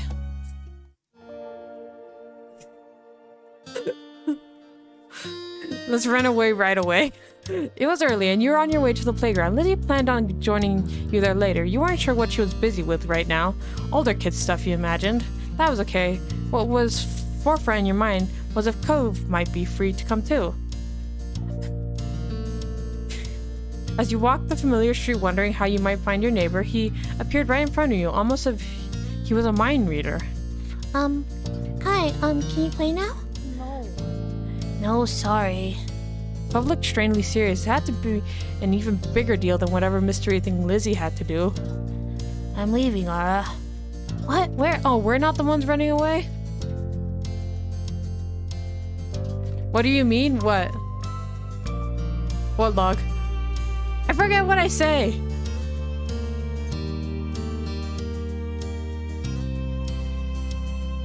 He shifted his gaze and was drawn, and he shifted in your gaze. We just met him and he's running away. I picked the perfect story. Why is that so funny to me? He's running away right after we met. Okay. Cove liked to stuff things into his pockets from what you've seen, but people sometimes carry bags with them. It hadn't been very attention-worthy until now. Shh, it's okay, Ara, don't worry about it. Now I am worried about it. Oh god. Thank you for feeding Blooper, Tika. The pack was decorated with cartoon waves and dolphins. He gripped one of the straps tightly with his good hand. I just wanted you to know. Cove didn't glance up to meet your eyes. He started to grow worried. I don't get it. I'll come with you. He looked up at that. You hoped he would agree, but instead he shook his head. I'll come back though, sometime. I don't know when, but we can do stuff then. He directed a fragile smile your way. Without another word, Cove turned on his heel and started to walk away. Couldn't say anything else to him. Wait, see you when you're done. Bye. Why is wait uncertain? Like, I don't get these green options being uncertain. How is this uncertain? And not bye. I don't understand that.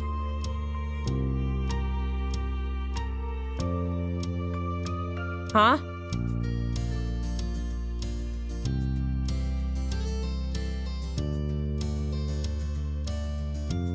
Loopy Mia? What?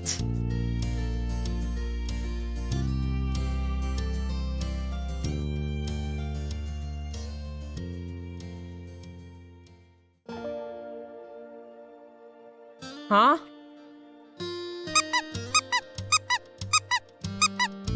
What am I doing wrong? What am I doing wrong? Why am I getting bonked?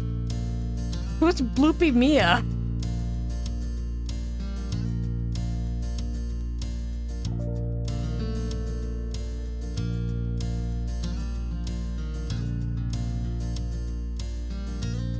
MIA. Oh, Bloopy MIA? Oh! Oh, okay. Oh.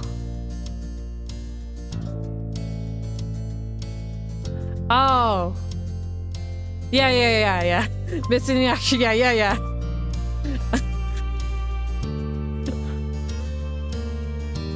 Well, you just put Bloopy Mia. How was I supposed to know? You didn't put the dots? Okay, see you when you're done, I guess. Stop bonking me! He kept going. His focus wasn't on you anymore. What was that about? You watched as his back grew smaller and smaller, then you realized that you were still standing in the middle of the sidewalk. At least it wasn't the street. A bad cover of Mamma Mia by ABBA. We can also translate it as if I am missing an aura. Oh no. That's every time my internet goes out.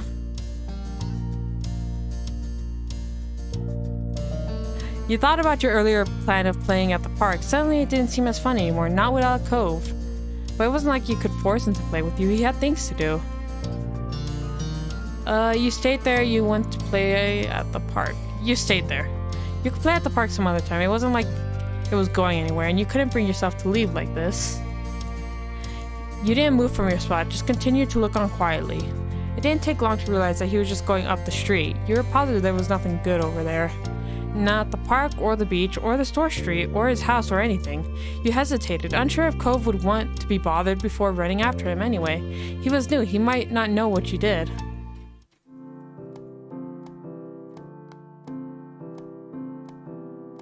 Sounds more appropriate. You slowed down once you reached his side. He glanced at you from the corner of his eye and frowned.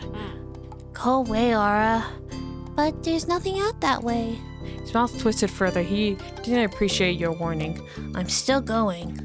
Why? What are you doing? Walking. Why can't I come with you if you're just walking? Cove let out a deep sigh. You got the feeling he was starting to get mad at you. I told you I'm leaving. I'm gonna be gone for a while. You stopped pushing him and let him go. I still want to go with you. You can't. Why not? Cove came to a sudden stop. You almost kept walking ahead of him because you weren't expecting it. My dad doesn't know. If you come, you'll get in trouble when he finds out. You felt a knot start to grow in your stomach. You're not supposed to be leaving? His expression was grave. He shook his head. Dad isn't home right now. I left him a letter so he won't get confused when he gets back. But you can't tell anybody about this, okay? You can pretend you never saw me. I have to tell someone. Okay, bye. I won't tell anyone that you're going. I still want to go. I don't care if I get in trouble. Don't do it all by yourself. Cove's hard expression wavered. You could tell that he had expected you to say that. Really? You don't think it's a bad idea or something? Nope. It's like we're going on an adventure. This guy, I'm gonna make a new Cove in his face. Oh my gosh. Oh no. Not a big deal, right? We're gonna have fun. I don't know, but if you're doing it anyway, I should too. It might be a bad idea, but nope. It's like we're going on an adventure. An adventure? His lerps. I combined lips and curved. His lips curved into a smile. Okay, you can come. You grinned, pleased that he gave in so easily. You thought it might take longer since he was so set on going alone. You turned a bit in the middle of the sidewalk, and so did Cove when he saw. You pointed over your shoulder with a thumb. Let's go to my house first. I could get my backpack. We can't, sorry. Don't I need one? It's not that. I don't want our parents to catch us. Your moms could think it's weird that we have bags. They might ask. We don't have a lot of time anyway. He motioned to his backpack, patting it with his hand. Its front bulged out slightly. Don't worry, I packed snacks. It'll be alright. You were taken aback. There was gonna be food to eat? He thought of everything. This is cute. Oh, then let's get going. Cove smiled. He seemed to be in much better spirits than when you first ran into him. Wait, this is perfect. Yes, run away with this kid. Our dad will follow, and the moms will be alone. Perfect win-win situation. No! Locke, no!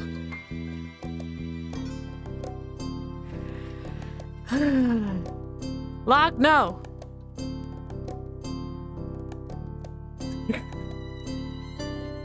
You were glad. He wasn't always this upbeat. That was fine, though. Otherwise, he wouldn't be Cove. But you like seeing him smile. Cove took the first step and you mirrored him.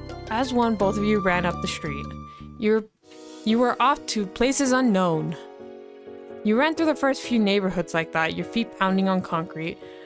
Whenever one of you got tired, you'd take a break for a minute. The moment there was a sound, you'd be off again, in case someone you knew might realize what you were up to.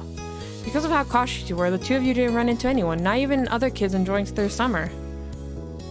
Has any of you ran away from home before? I have a distinct memory of trying to run away and not even getting halfway down the street. But I did pack a backpack. I didn't get very far though. So these kids are doing better than I ever did. It was like you were spies or superheroes with secret identities to protect, on the run from bad guys.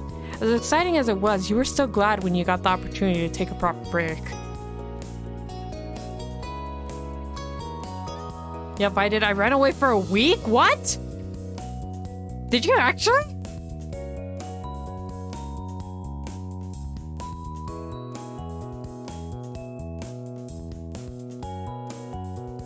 I think I was around 14. Oh, okay. I thought you meant... Well, that's still young, but I thought you meant like when you were like 8 or something, like these kids. Because that's how old I was when I tried running away. I got down the street and I gave up.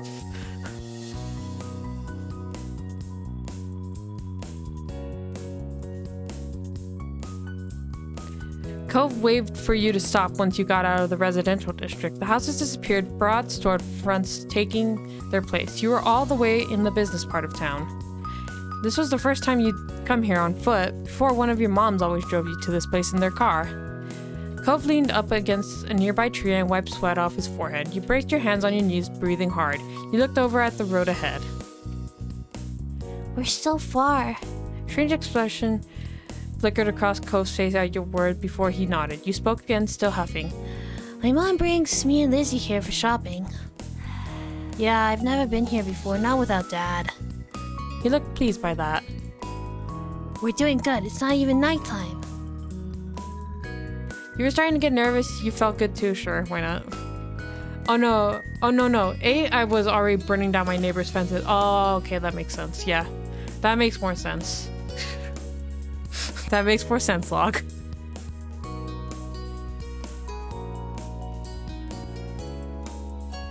You didn't think even Lizzie had been this far by herself. Sure, you were here with Cove, so you weren't alone, but still, this was great. Cove slid his backpack off and unzipped it. You watched curiously as he stuffed a hand in and searched for something. I'm kidding, I was just burning ants with a magnifying glass. Poor ants! I remember I always tried to feed the ants. Excuse me? The ants that came out of anthills. And I accidentally closed their anthill up with sprinkles. Because too many came out. I felt really bad, and then I tried to fix it by making another hole in the anthill, but then I just like made it worse. That was fun. I remember that. I also remember in school, I made like an obstacle course for the ants. No! Star and Log, why are you burning ants? I'm being all wholesome, feeling bad that I accidentally destroyed their home, and here you guys are killing them.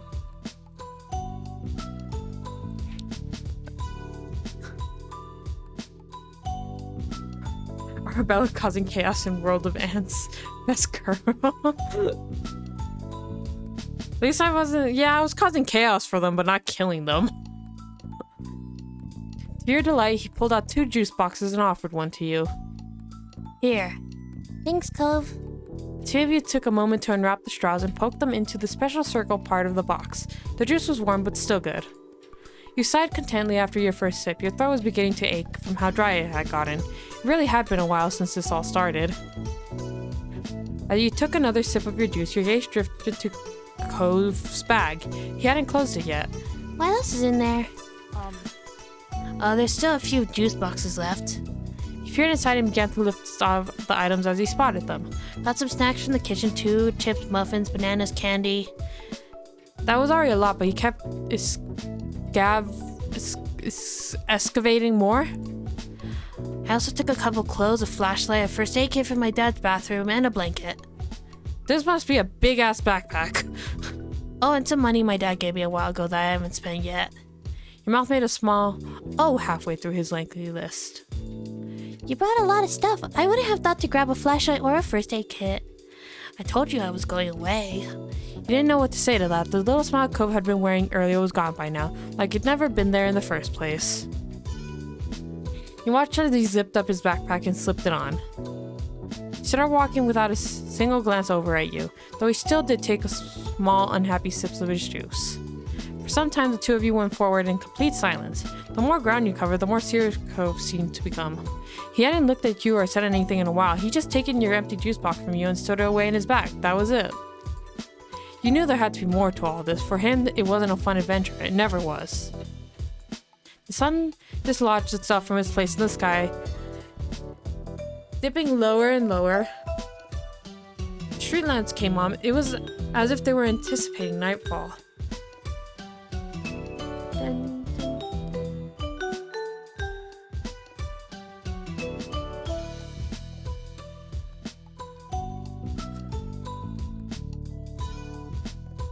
You tried to convince him to go back. Now we're Oh, speaking of obstacle courses on ants, I made some mini rivers and bridges for them as well. Then I burned the bridges as they cross. The things I can do with twigs and dry grass. Oh my gosh. See, I did all that except burn the bridges. So once again, I just created obstacle courses for them. I didn't burn the bridges, and I was at school, so I couldn't do that even if I wanted to. We're gonna keep walking. We're gonna... Fuck our parents. We're gonna keep going. They'll be fine. They have log. Apparently. You kept walking. Even if it was late, you weren't ready to turn back, and neither was Cove. The two of you continued to trudge past the storefronts. Silence fell over you again. You had no idea how to break it, or even if you wanted to. People had said this was a really tiny town, but to you it felt absolutely gigantic. Eventually the business part of town ended too. There was no sidewalk anymore, only a long expanse of road. You walked on the grass instead. Not even that was enough to stop him. Onward was the only option. Your journey stubbornly continued. Yeah, I got the parents, the moms, that is. I shouldn't have entertained that joke. Dad can go buy milk. Oh no.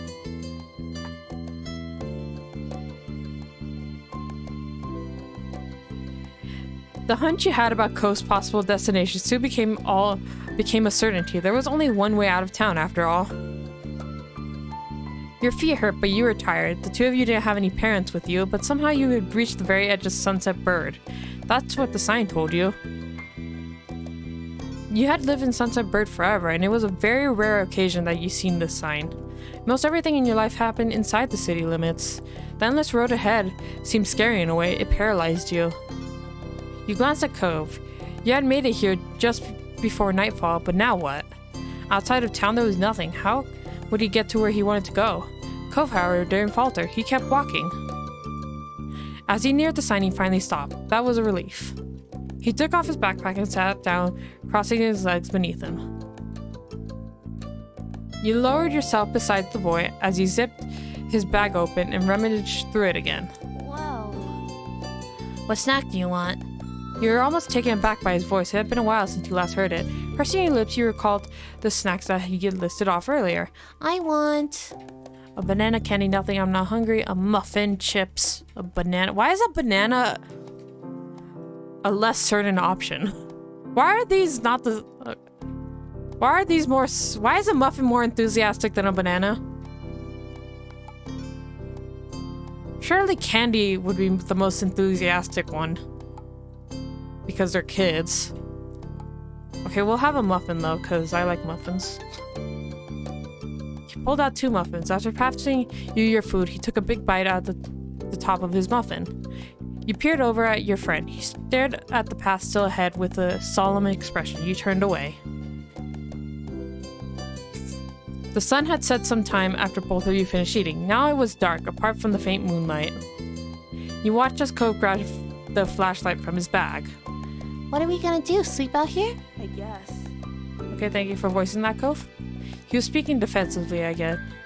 Cove flicked on the flashlight on. A beam of light cut through the darkness, weakly illuminating the area you sat in. You pulled your knees up to your chest, wrapping your arms around them.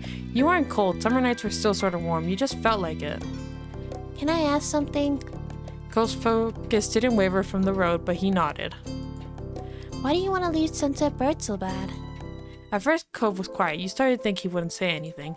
Then he spoke.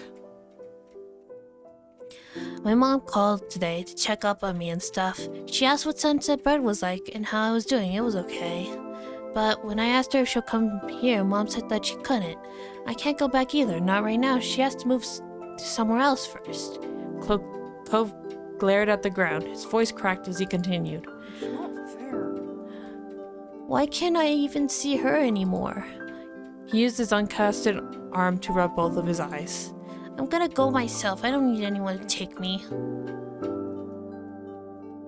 How are you gonna get to your mom's place? That's such a bad idea. It was all too much and you started to cry. This was all too much and you started to cry. Do you know the directions to your old house? You're being selfish. True, but so are we, so we can't really say anything.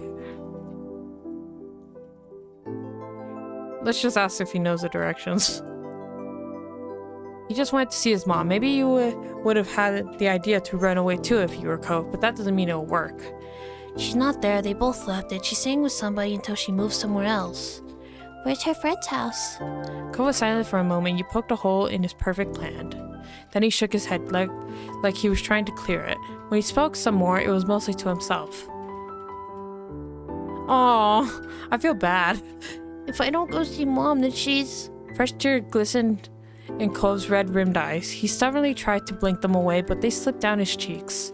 You frowned at the sight. No matter what, you hated seeing him cry. Cove? Mom doesn't call that much, and I haven't seen her in so long. Cove hiccuped, wiping his face with the back of his arm. His glasses got shoved up awkwardly as a result. If I don't go, she'll be gone. She'll forget about me. She wouldn't do that. How do you know? She's your mom. She loves you. Your mom's always said that, so it must be true for Cove's mom, too. Cove sniffled. He seemed conflicted. Okay. I'm not sure if that's right. You're at a standstill. Okay, everything will be okay if we just go home. We can't stay here forever, and we can't go out there. We gotta go back. Then we'll stay out here. I'm not gonna go back. Oh my gosh. It's okay, SpongeBob. Don't cry. Here, have some pineapple and cry to be Patty. Do you have a Krabby Patty in that backpack of yours, Cove? I actually don't know what to say. I kind of don't want to go back because I want to see how far this goes, but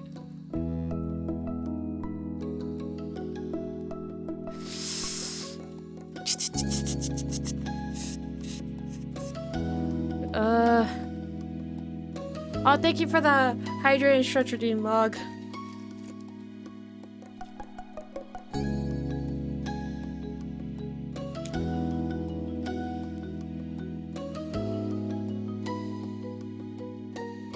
Okay.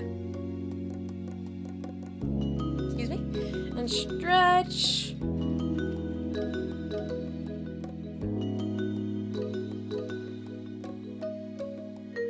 Okay. That was a long stretch, but I actually have to stretch. Everything will be okay if we just go home. We can't stay here forever. We can't go out there. We've got to go back. And we'll stay out here. I'm not gonna go back. It's been a while since we picked green, so. You've been doing good on VA and stuff. You still good? Yeah, I'm still good. I think I picked the wrong option though.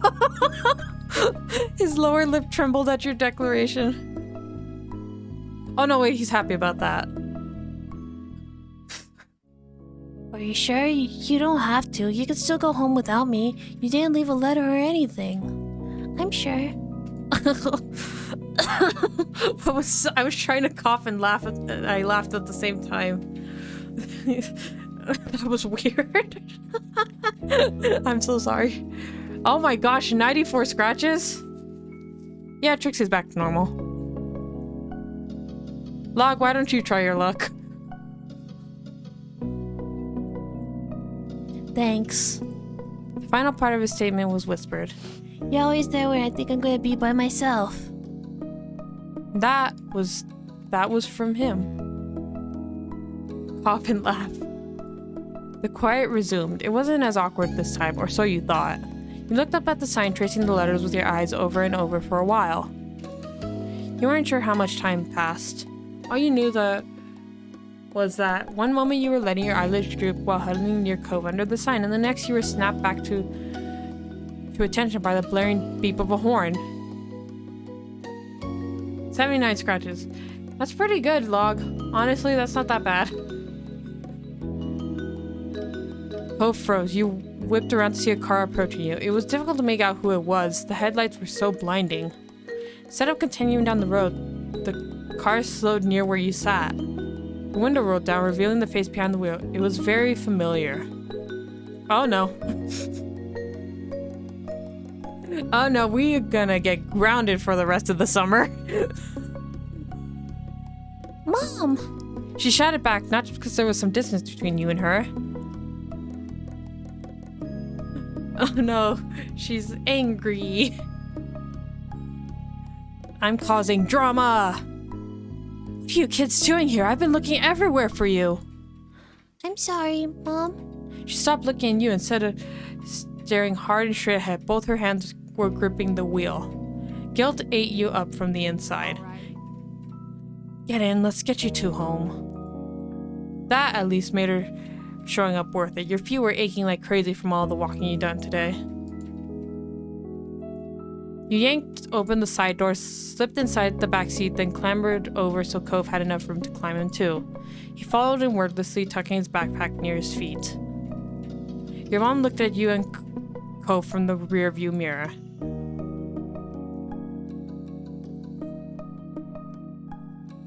I'm also your mom. And we're gonna leave the log that somehow... We're gonna leave the log near the sign. The two of you had us extremely worried. That wasn't a good thing to do, not at all. Shamefaced, you both nodded as one. Sorry, Miss Arcanum. Sorry, Mom. She softened immediately, not enough to actually let it go, though. You'll have to apologize to everyone else, too. With that, Mom started the car up again, and you were off. For the rest of the car ride, no one said anything. You thought all of you were pretty tired. In fact, you must have dozed off at some point because you woke up to the sound of the engine stopping. When you opened your eyes, you realized Cove was looking over at you. He was tense. We're back. You yawned and got out of the car. Cove came out after, putting his backpack on again. Mom locked the door and motioned you two towards the house. She opened the front door and let you go in first. Uh-oh. Mommy appeared quickly. She must have been waiting nearby. There was a phone in her hand. It worried you, thinking about who she might have been talking to. The tight line of her shoulder relaxed when she saw you and Cove.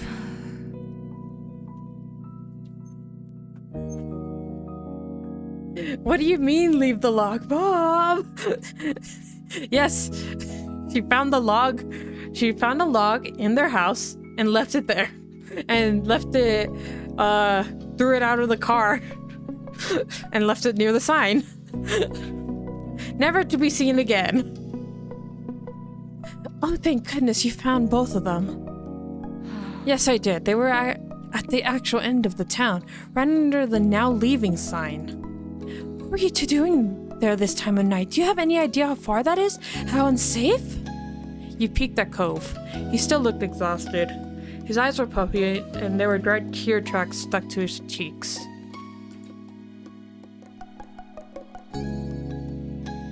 I had to see my mom. Ara didn't want me to go alone. Your own mom shared a look.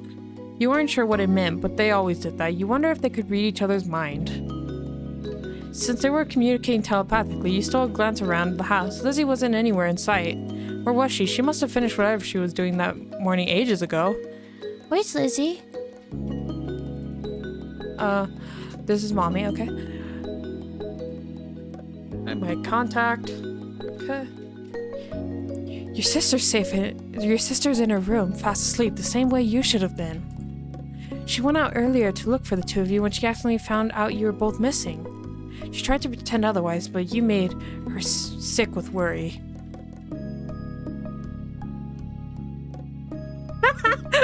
Don't worry, Cove. I will go see your mom for you. I was abandoned near a sign anyways. Oh my gosh. Lock. I mean, she's not with the dad, so at least you won't be in the middle of a marriage. She said she checked all the hiding places she could think of, but couldn't find either of you. You and Cove exchanged remorseful glances at that. Mommy noticed the discomfort. Okay.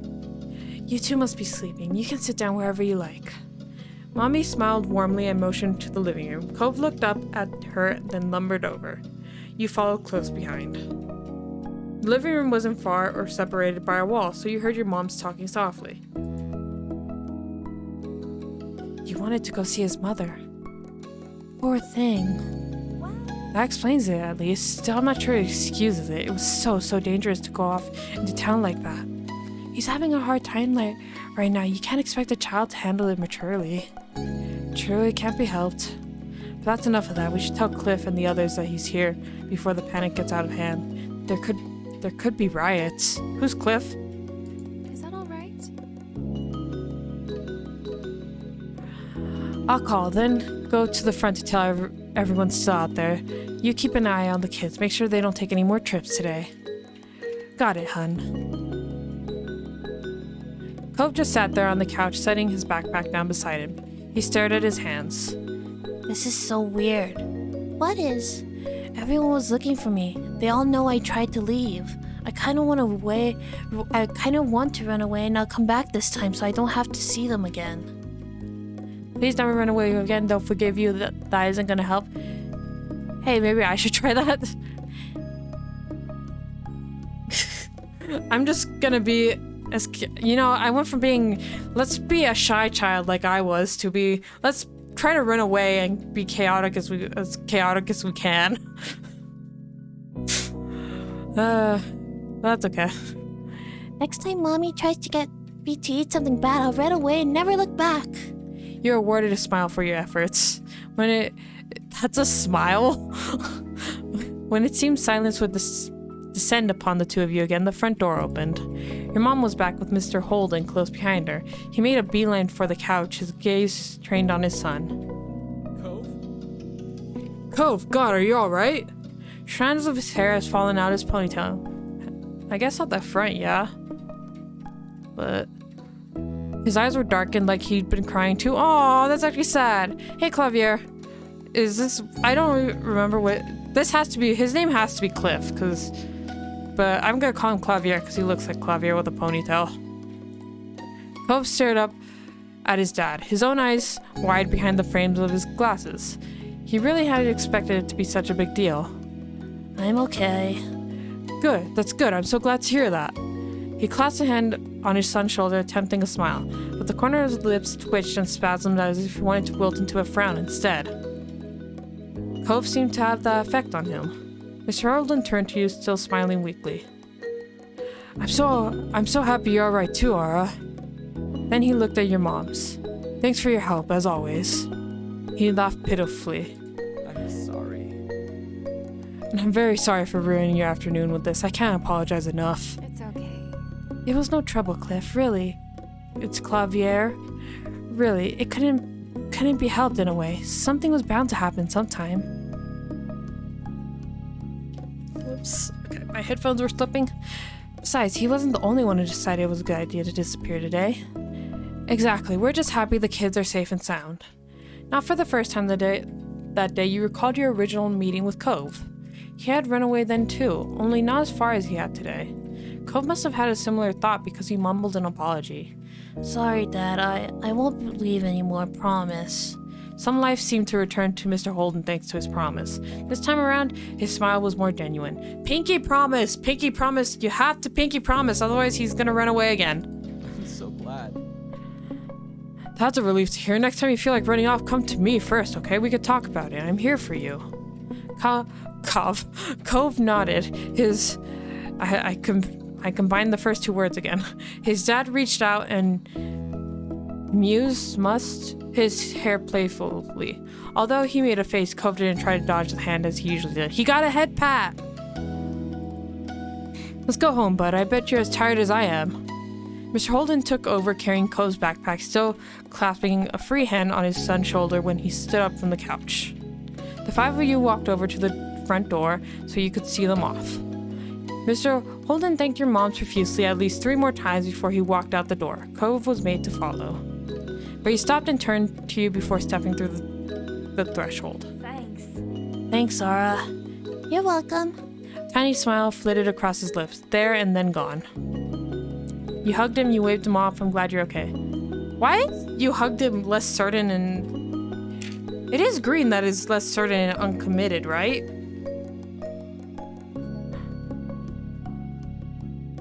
How is that less certain and uncommitted hugging him? Or did I read these wrong? Motive, reactive, less certain, uncommitted, casual, straightforward. You hugged him.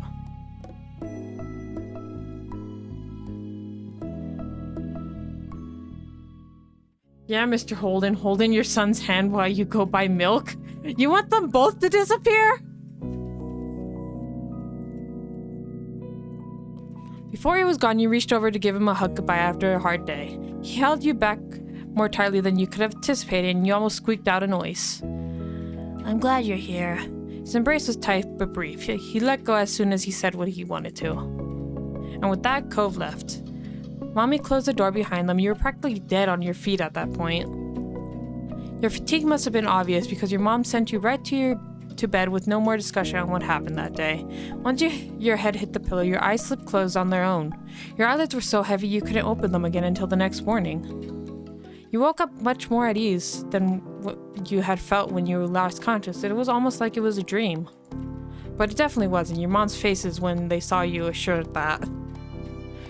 After breakfast, you were sat down and your family went over yesterday's events in full. There were none too pleased that you joined Cove despite knowing that he wanted to leave. As punishment, your mom took away your TV privileges for the next few days. Lizzie was annoyed that she couldn't watch her shows with you around, but she adjusted. Whenever you expressed disappointment, your moms reminded you that they weren't punishing you for no reason. There's like a bug on my monitor, what the heck? Or is that in the game? Hold on. Oh, that's in the game. I thought that was on my monitor. I thought there was a little bug.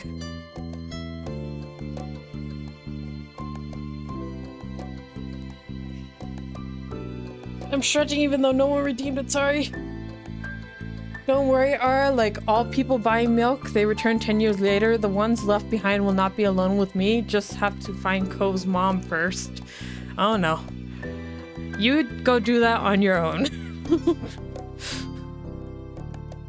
It was dangerous to go out on your own so late, and without telling anyone, you could have gotten hurt or worse. As upset as you were, you understood. Mr. Holden talked to Cove about what happened too. You didn't know what was said exactly, but Mr. Holden forgave Cove immediately. He didn't do anything to punish Cove for running away. He blamed no one but himself for Cove's desire to leave home. You caught your moms discussing it once in hushed tone, frowning at each other. It was pretty serious. There was a word used you hadn't heard before. Self-flagellation? I've never heard that word either. Apparently I'm 8 years old. There wasn't anything they could do to change Mr. Holden's mind. I have an idea what it means, but I don't know. So I'm not gonna say because I don't want to look like more of a dumbass. I should have just pretended I knew what that meant.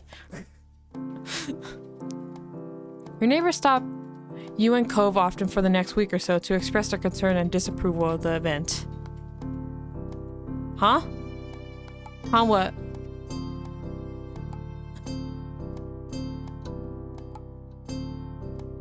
Self-flagellation? Yeah, I don't know what that is either. So, as they always did, days continued to pass. So did talk about Cove running away. Things eventually returned to normal as they had to. Summer kept going and you kept having experience you shared with Cove. Okay, we did that one. Man, there's a lot to go through just for the step one. Jesus. How long have we been live? 2.5 hours? Okay, we'll do maybe 2 more of these? I don't know. I know flagella, but I have no clue what's self-flagellation. I don't even know the first word you said. Okay, which one should we do next?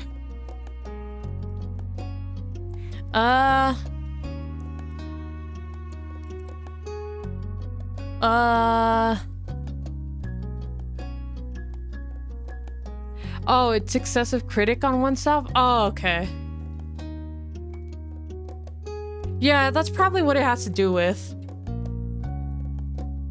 Because he seems to... Because, Cliff or Clavier seems to blame himself for Cove running away, so... Which one should we do? Sandcastle, long day, shopping, grown up, fireflies, library, ghost, barbecue, sleepover. These ones, the ghost, barbecue, and sleepover and fireflies seem the most fun. But, can we do all of these or? And then summer ended. I could just like, okay, let me save real quick actually.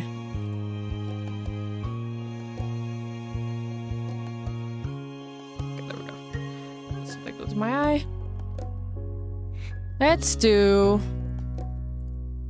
fireflies. You would not believe your eyes. 10 million fireflies. Oh my gosh. You scared me. Alright, tonight we're going to catch fireflies. At this blunt declaration from your sister, you looked up from your macaroni and cheese dinner. Fireflies were a familiar sight over summer, coming out on warm nights to dance through the sky. Tonight was particularly balmy. You knew there were bound to be tons of them around. Oh, are you? Are you? Oh. Oh, you are you? I was like, that made no sense. It's because I read it wrong. I'm a dumbass. You pushed your food around your plate. You looked over at your mom's. You started eating faster. A grin curved your lips as you started to eat a bit faster, excited for what was to come. It seemed like you were too excited, however, as you quickly started to choke and cough on your food from shoveling down so quickly. Mommy reached over to pat you on the back, firmly helping to dislodge the noodles and enable you to breathe again. You took a big gulp of water from your glass, giving your mom a sheepish look. I do this all the time, but I choke. I'm surprised it hasn't happened on stream yet. But, I choke on my drinks all the fucking time. It happens at least once a day. Like, that's why I'm so careful when I drink water on stream. Because apparently I don't know how to drink stuff. Because I choke every time. Not every time, but a lot of the times. Oops. Oh, Shiloh's here. What voice did I give Shiloh? That's a good idea, Lizzie. Can we, Miss Ark? Something's in my eye. Can we, Mrs. Arcanum? Shiloh tapped his fork against the table excitedly, his face lighting up as he looked at Lizzie. Me too. I don't know why it happens, and I also spill it on my chin a lot. Sounds like you have a drinking problem. Nice one. It was unusual for Shiloh to still be there. Like always, his mom had to bring him over really early in the morning before her job started. But normally she would have picked him up by now. She called before dinner to let your moms know she'd be late. You didn't hear why. Probably more work things.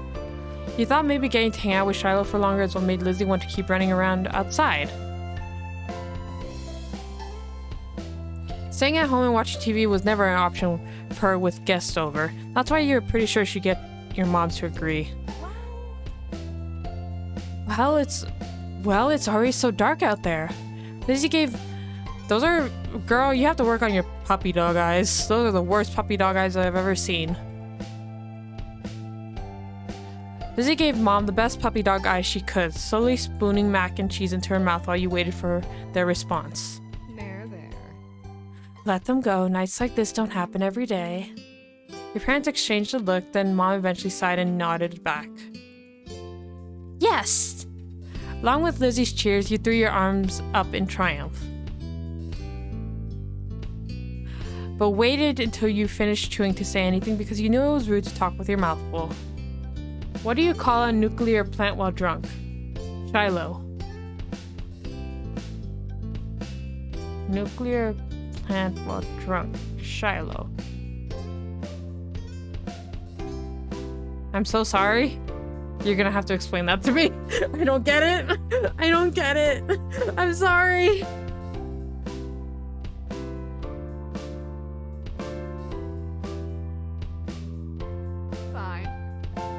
Fine, fine. Just make sure you stay on the hill behind our house with all the puppies, okay? I thought it said puppies and I got excited. Duh. Duh, Mom, that's where most of them are. The idea had only just been planted in your head, but already you could just picture all the glowing lights spread out in front of you. Like the fairies from the bedtime stories Mommy read sometimes.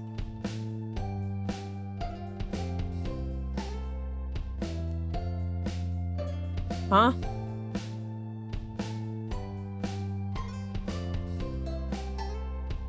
Abort mission, what happened? Oh no. Oh no, wait. Wait.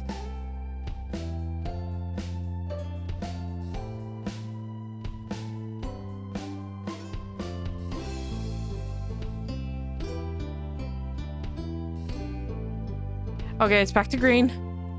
I think it's okay.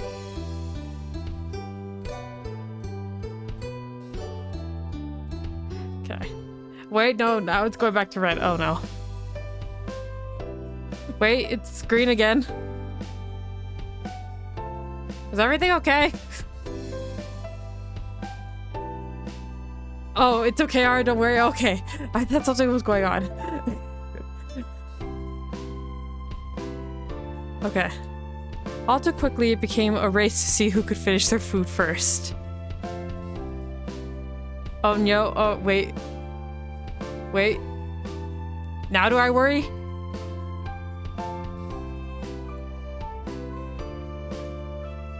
Are we playing red light, green light? My OBS is playing red light, green light, yes.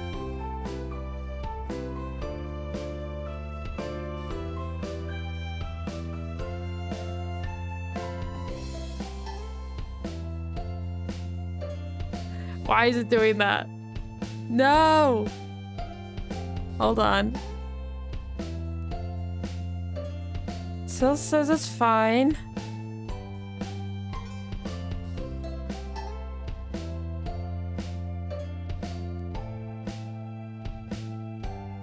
Okay. Okay, it seems okay. Okay. I'm gonna save just in case. How many save slots are there? Only 6? Wait, mommy? Oh, there are 40 save slots? Oh my, 40 pages of save slots. Oh my god. No choking at the dinner table now. That's right, if someone died, we had to cancel the first firefly. We had to cancel the blah, blah, blah, blah, blah. That's right, if someone died, we'd have to cancel the firefly trip after all.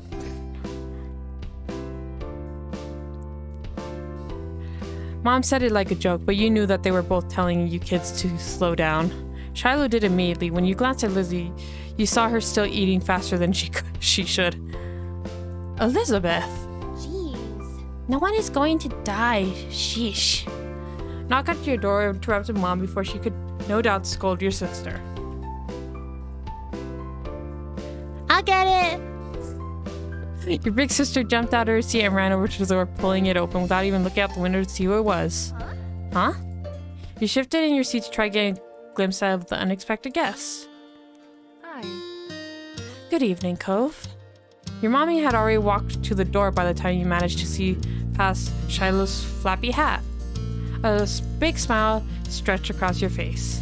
When you lifted your hand and waved, Cove's pink cast went up to return it shortly after. Didn't matter why he was there. It meant he could join in you all in catching fireflies. Then for a few seconds, Cove said nothing.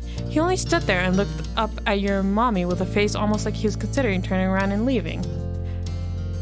OBS is still playing red light. Red light? Is everything good?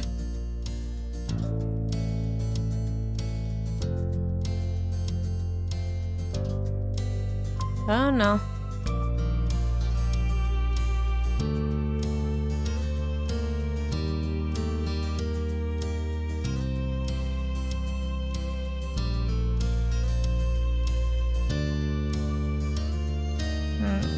Okay, it's green. I'm just so paranoid. My dad told me to drop this off because I guess he borrowed it from you. Okay, we're good? Okay, thank you, Star. Cove took a familiar screwdriver out of his large side pocket. Eyes now dropped to the floor. We left ours back home when we moved. Great, thanks, bye! Lizzie! Thank you. Thank you. Here, why don't you come inside for a bit? Lizzie crossed her arms and lifted her chin. Cove shrugged, and Mom stood from the table too. I'll give your dad a call and let him know that you got here all right. Cove shuffled fully inside, eyes remaining on the ground. Mommy closed the door behind him. I can't wait for Cove to be an absolute jerk to Shiloh. Hi, Cove. Shiloh gave Cove a friendly smile while waving by holding up his hand and opening and closing his fingers. Cove nodded in response. We weren't sure what to say now. You can come outside with us if you want to. Cove, or you're gonna catch fireflies with us, yes. Okay. You could see Lizzie eyeing you for mentioning the excursion to an outsider, but she'd get over it. You dragged your foot over the floor in front of you, feeling too shy to say any more. Yeah. I can do that. I never caught one before.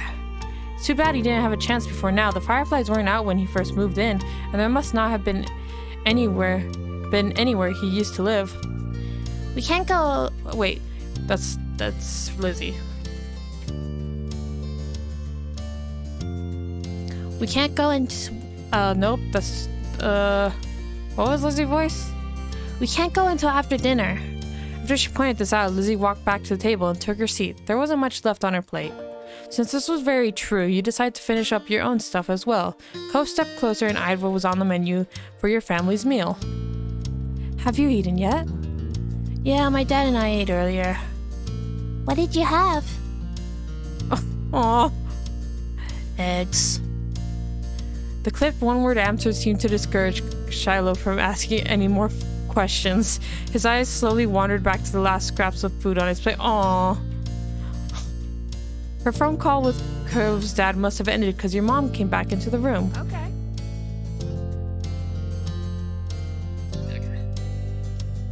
Cove, your dad said you could stay for a little while if you'd like, but he's going to come get you before it gets too much later. Sure. Fun. Oh, fun. This would be so nice. As you polished off the meal, you hoped it would be too. The three of you all finished eating shortly after, and Lizzie led the way outside. Remember, don't stray too far.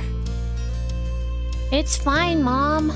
Shiloh traced so closely after Lizzie, he was nearly stepping on her heels.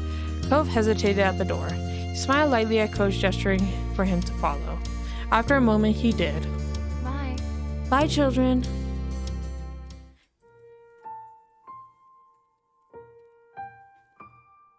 The two of you were a good 10 or 15 feet behind Lizzie and Shiloh. By the time you walked outside, you pushed the door shut behind you, watching their figures get farther and farther away. You're so slow, Ara. We don't have all night. You started to run when you heard Lizzie's voice calling you, but paused when you saw Cove still walking at a relaxed pace. You ran off? Oh, whoa! What'd I do? What just happened? Oh, so that's what this does.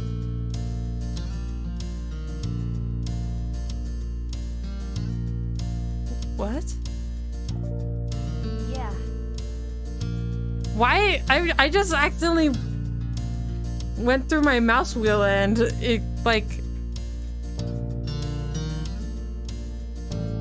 Thank you. Oh my gosh, it's going all the way back. No, skip. Okay, skip. Hurry up! Okay, here we go. Are you not gonna come? You tugged him along, you walked with him, you waved at him to hurry. You ran off.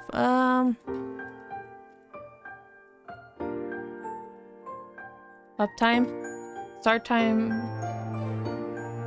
1:53. What? That's a lie. Maybe this part of the stream, yes, but...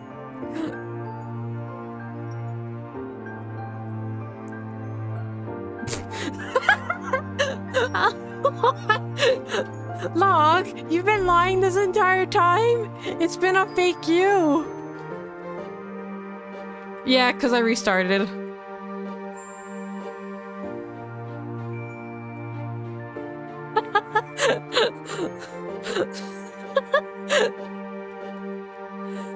What should we pick? Are you not gonna come? You tucked him along, you walked with him. You walked with him.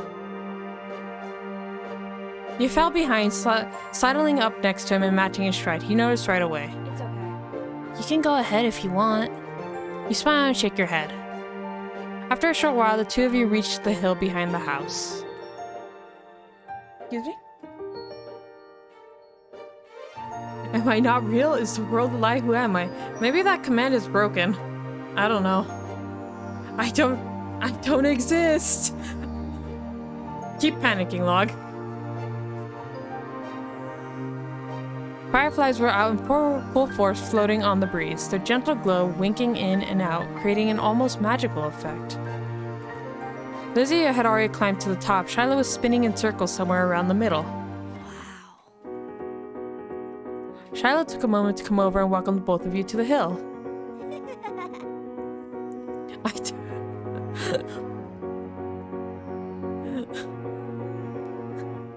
Hi guys, it's really great out, huh? See how many there are? Yeah. Firefly danced through the air, landing on Cove's sea green head. Keep panicking, what do you mean? Exactly what I said. Keep panicking. I don't think it works for anyone.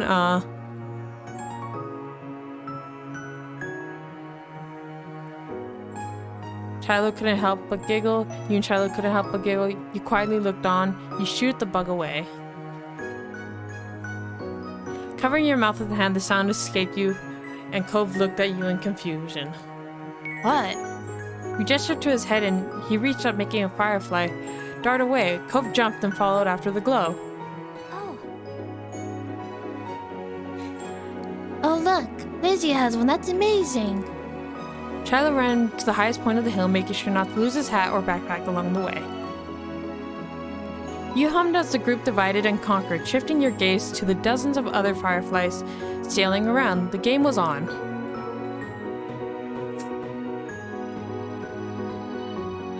You had a bandage on your thumb and you tried to be cautious of that. You had a bandage on your palm and you tried to be cautious of that. You had 2 bandages on your hand and you tried to be cautious of that. You're good at not getting cuts or scratches, so you weren't too worried about that. How hurt are we, I guess?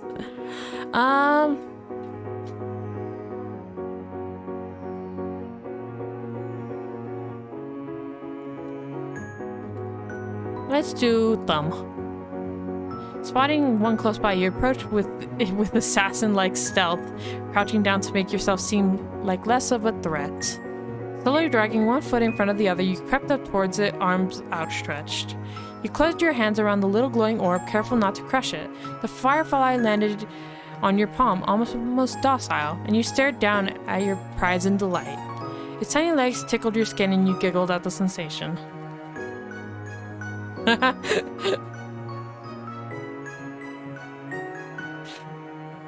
Log. Or star, not subscribed. And then.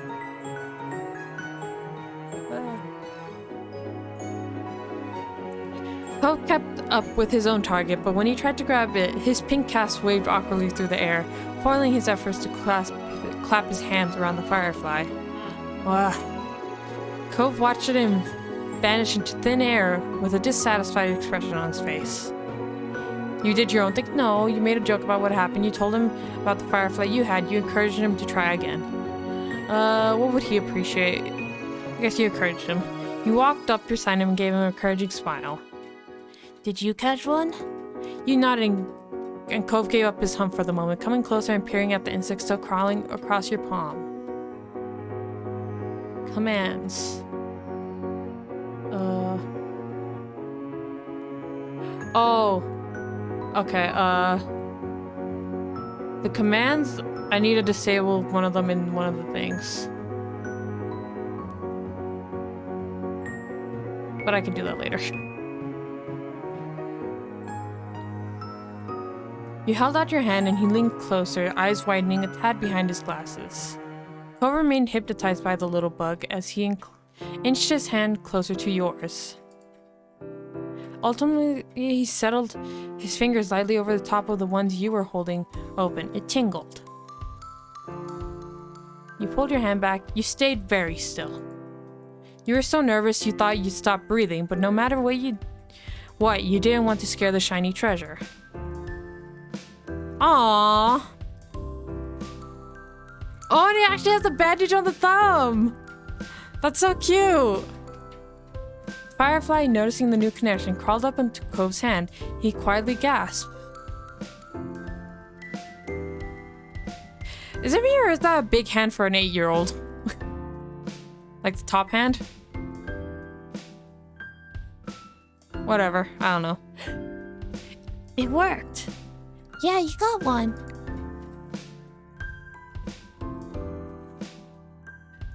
Cove's lips turned up into a slow smile and his eyes shined brighter than the bug. Thanks, Zara. With a laugh, he gave the palm of your hand a friendly smack, performing an awkward low five. Startled by the extreme movement, the tiny light disappeared before you could even blink. Your firefly was gone. Sorry. Oops, sorry. You teared up. You forgave him. You scolded him. You forgave him. That's okay, I couldn't keep it forever. Right, bugs, have to stay outside. Let's get another.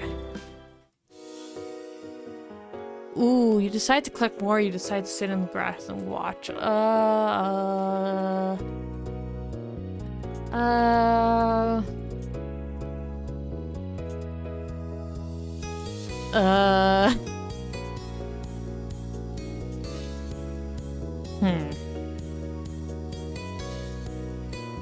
Wait, what? So this is emotive and reactive, and this is casual and straightforward.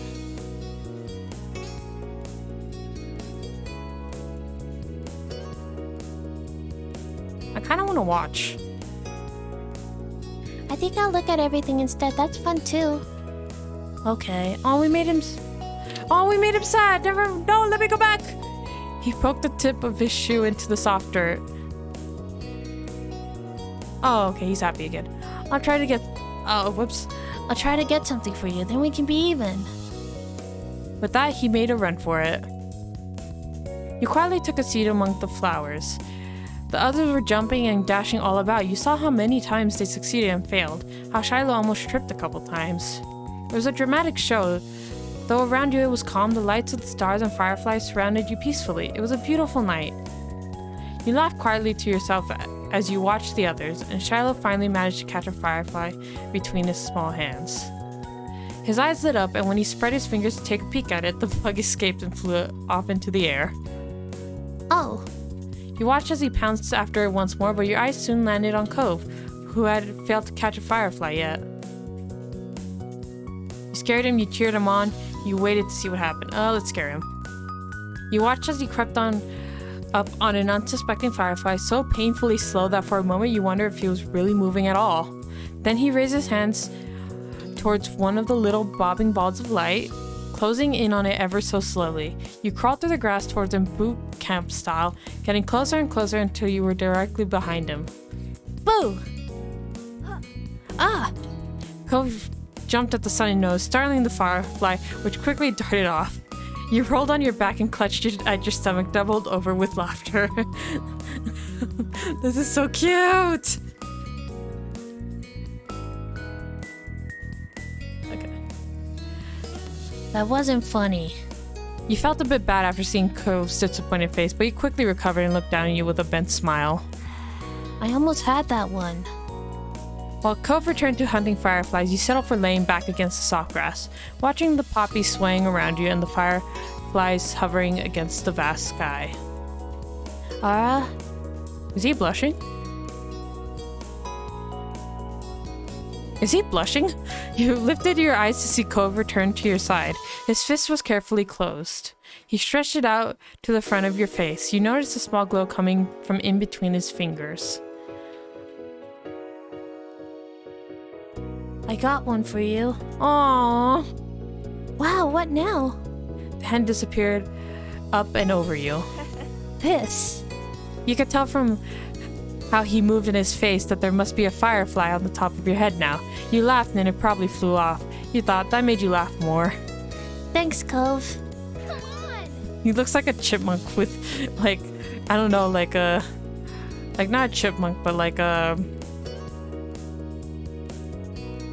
sly chipmunk, I guess. Ira, Cove, get up here. We're gonna have a race. Shouting caught you off guard. It had been quite a while since you heard from Lizzie or Shiloh. You glanced over to see them both standing on top of the hill again, Lizzie beckoning to you with quick hand gestures. If she was like that, you knew there wasn't much room for a disagreement. Up the incline you went. From the corner of your eye, you saw Cove was coming as well. He didn't care for Lizzie a lot, so you thought he might be intrigued just by the idea of a race. Hi. Hi, Cove. You can't roll down the hill. You could hurt your arm again. You'll be the referee for the rest of us. As Livy pointed this out, Cove froze in praise. Oh, it was that kind of race. He frowned down at his cast. That was the second time it got in the way tonight. What? Yeah, you'll watch and see who gets to the bottom first. That's important. Got it? I guess. Cass was sturdy. If he was careful, he could have done it. Lizzie might have just been looking for a reason to make someone else the referee, but it was already decided. I'll stay with Cove. Really? Really? Why? You don't have to. It's okay. I want to watch. You moved beside him on top of the hill, even though Lizzie eyed you and made a face. That's not how races work. We only need one referee. Shrugging your shoulders, you refused to budge, and Lizzie let out a huff before throwing her hands in the air. Fine, I'll be the winner whether you join or not. Lizzie moved to lay down, and Shiloh did the same. Cove stood slightly to the side to get a better vantage point, and you stood next to him. Count down! Cove stood up a little straighter. It seemed like he was taking his newfound referee's duties seriously. 3, 2, 1, go! Lizzie and Shiloh took off, letting gravity do the work and rolling at high speed towards the bottom of the hill. You and Cove leaned forward to watch them go, eyes peeled for which of the two would reach the bottom first. They were both neck and neck until halfway down the hill, Lizzie started to veer off the side, giving Shiloh a huge advantage. She obviously hadn't noticed the thing, and as soon as Shiloh reached the bottom of the hill, he jumped excitedly and threw his hands in the air. I won! Almost immediately, he fell back onto the grass, still dizzy from his roll down the hill. Aww. Lizzie stomped out of the bush she had ended up in, sputtering angrily and brushing leaves from the front of her dress. Not bad, you got lucky. Let's do it again and see who wins for real. Kids, it's time to come in! No! You snickered, feeling grateful you hadn't been part of the mini debacle. You caught Cove's eye and saw that he was doing the same. It had gotten late and was beginning to feel just a bit chilly as you made your way out of the hills, but the cold in the air hadn't dampened anyone's spirits. The four of you walked back home together, side by side down your neighborhood street, discussing the evening, with each person trying to prove that they were the one who caught the most fireflies. You knew that whoever really did catch the most didn't matter much anyway. All that mattered was that you all had a good time, which, judging by the smiles on everyone's faces, you did. Okay. What time is it? Okay. Let's see.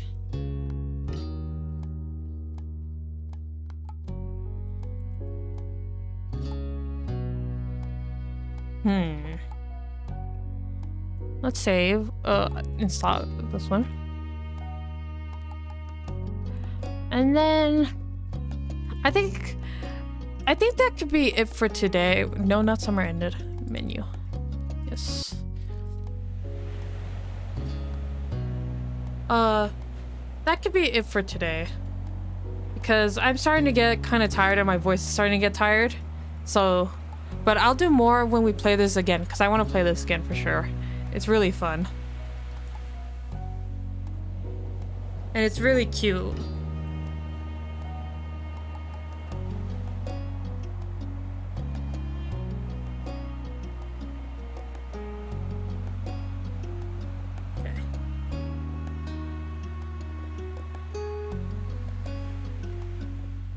Let me see. Okay.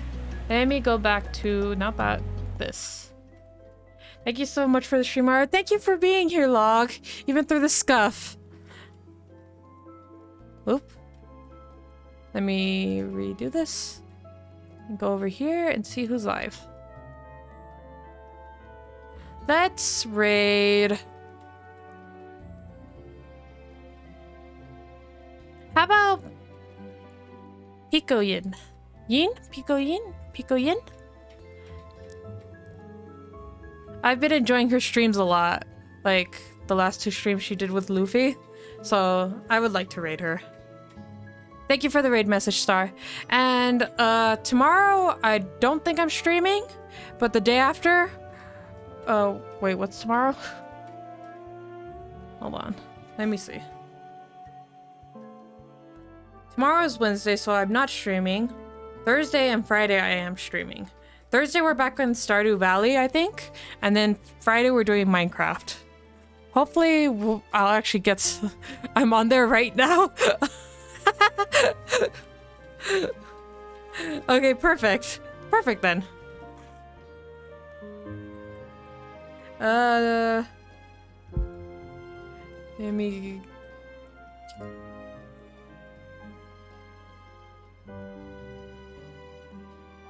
There we go.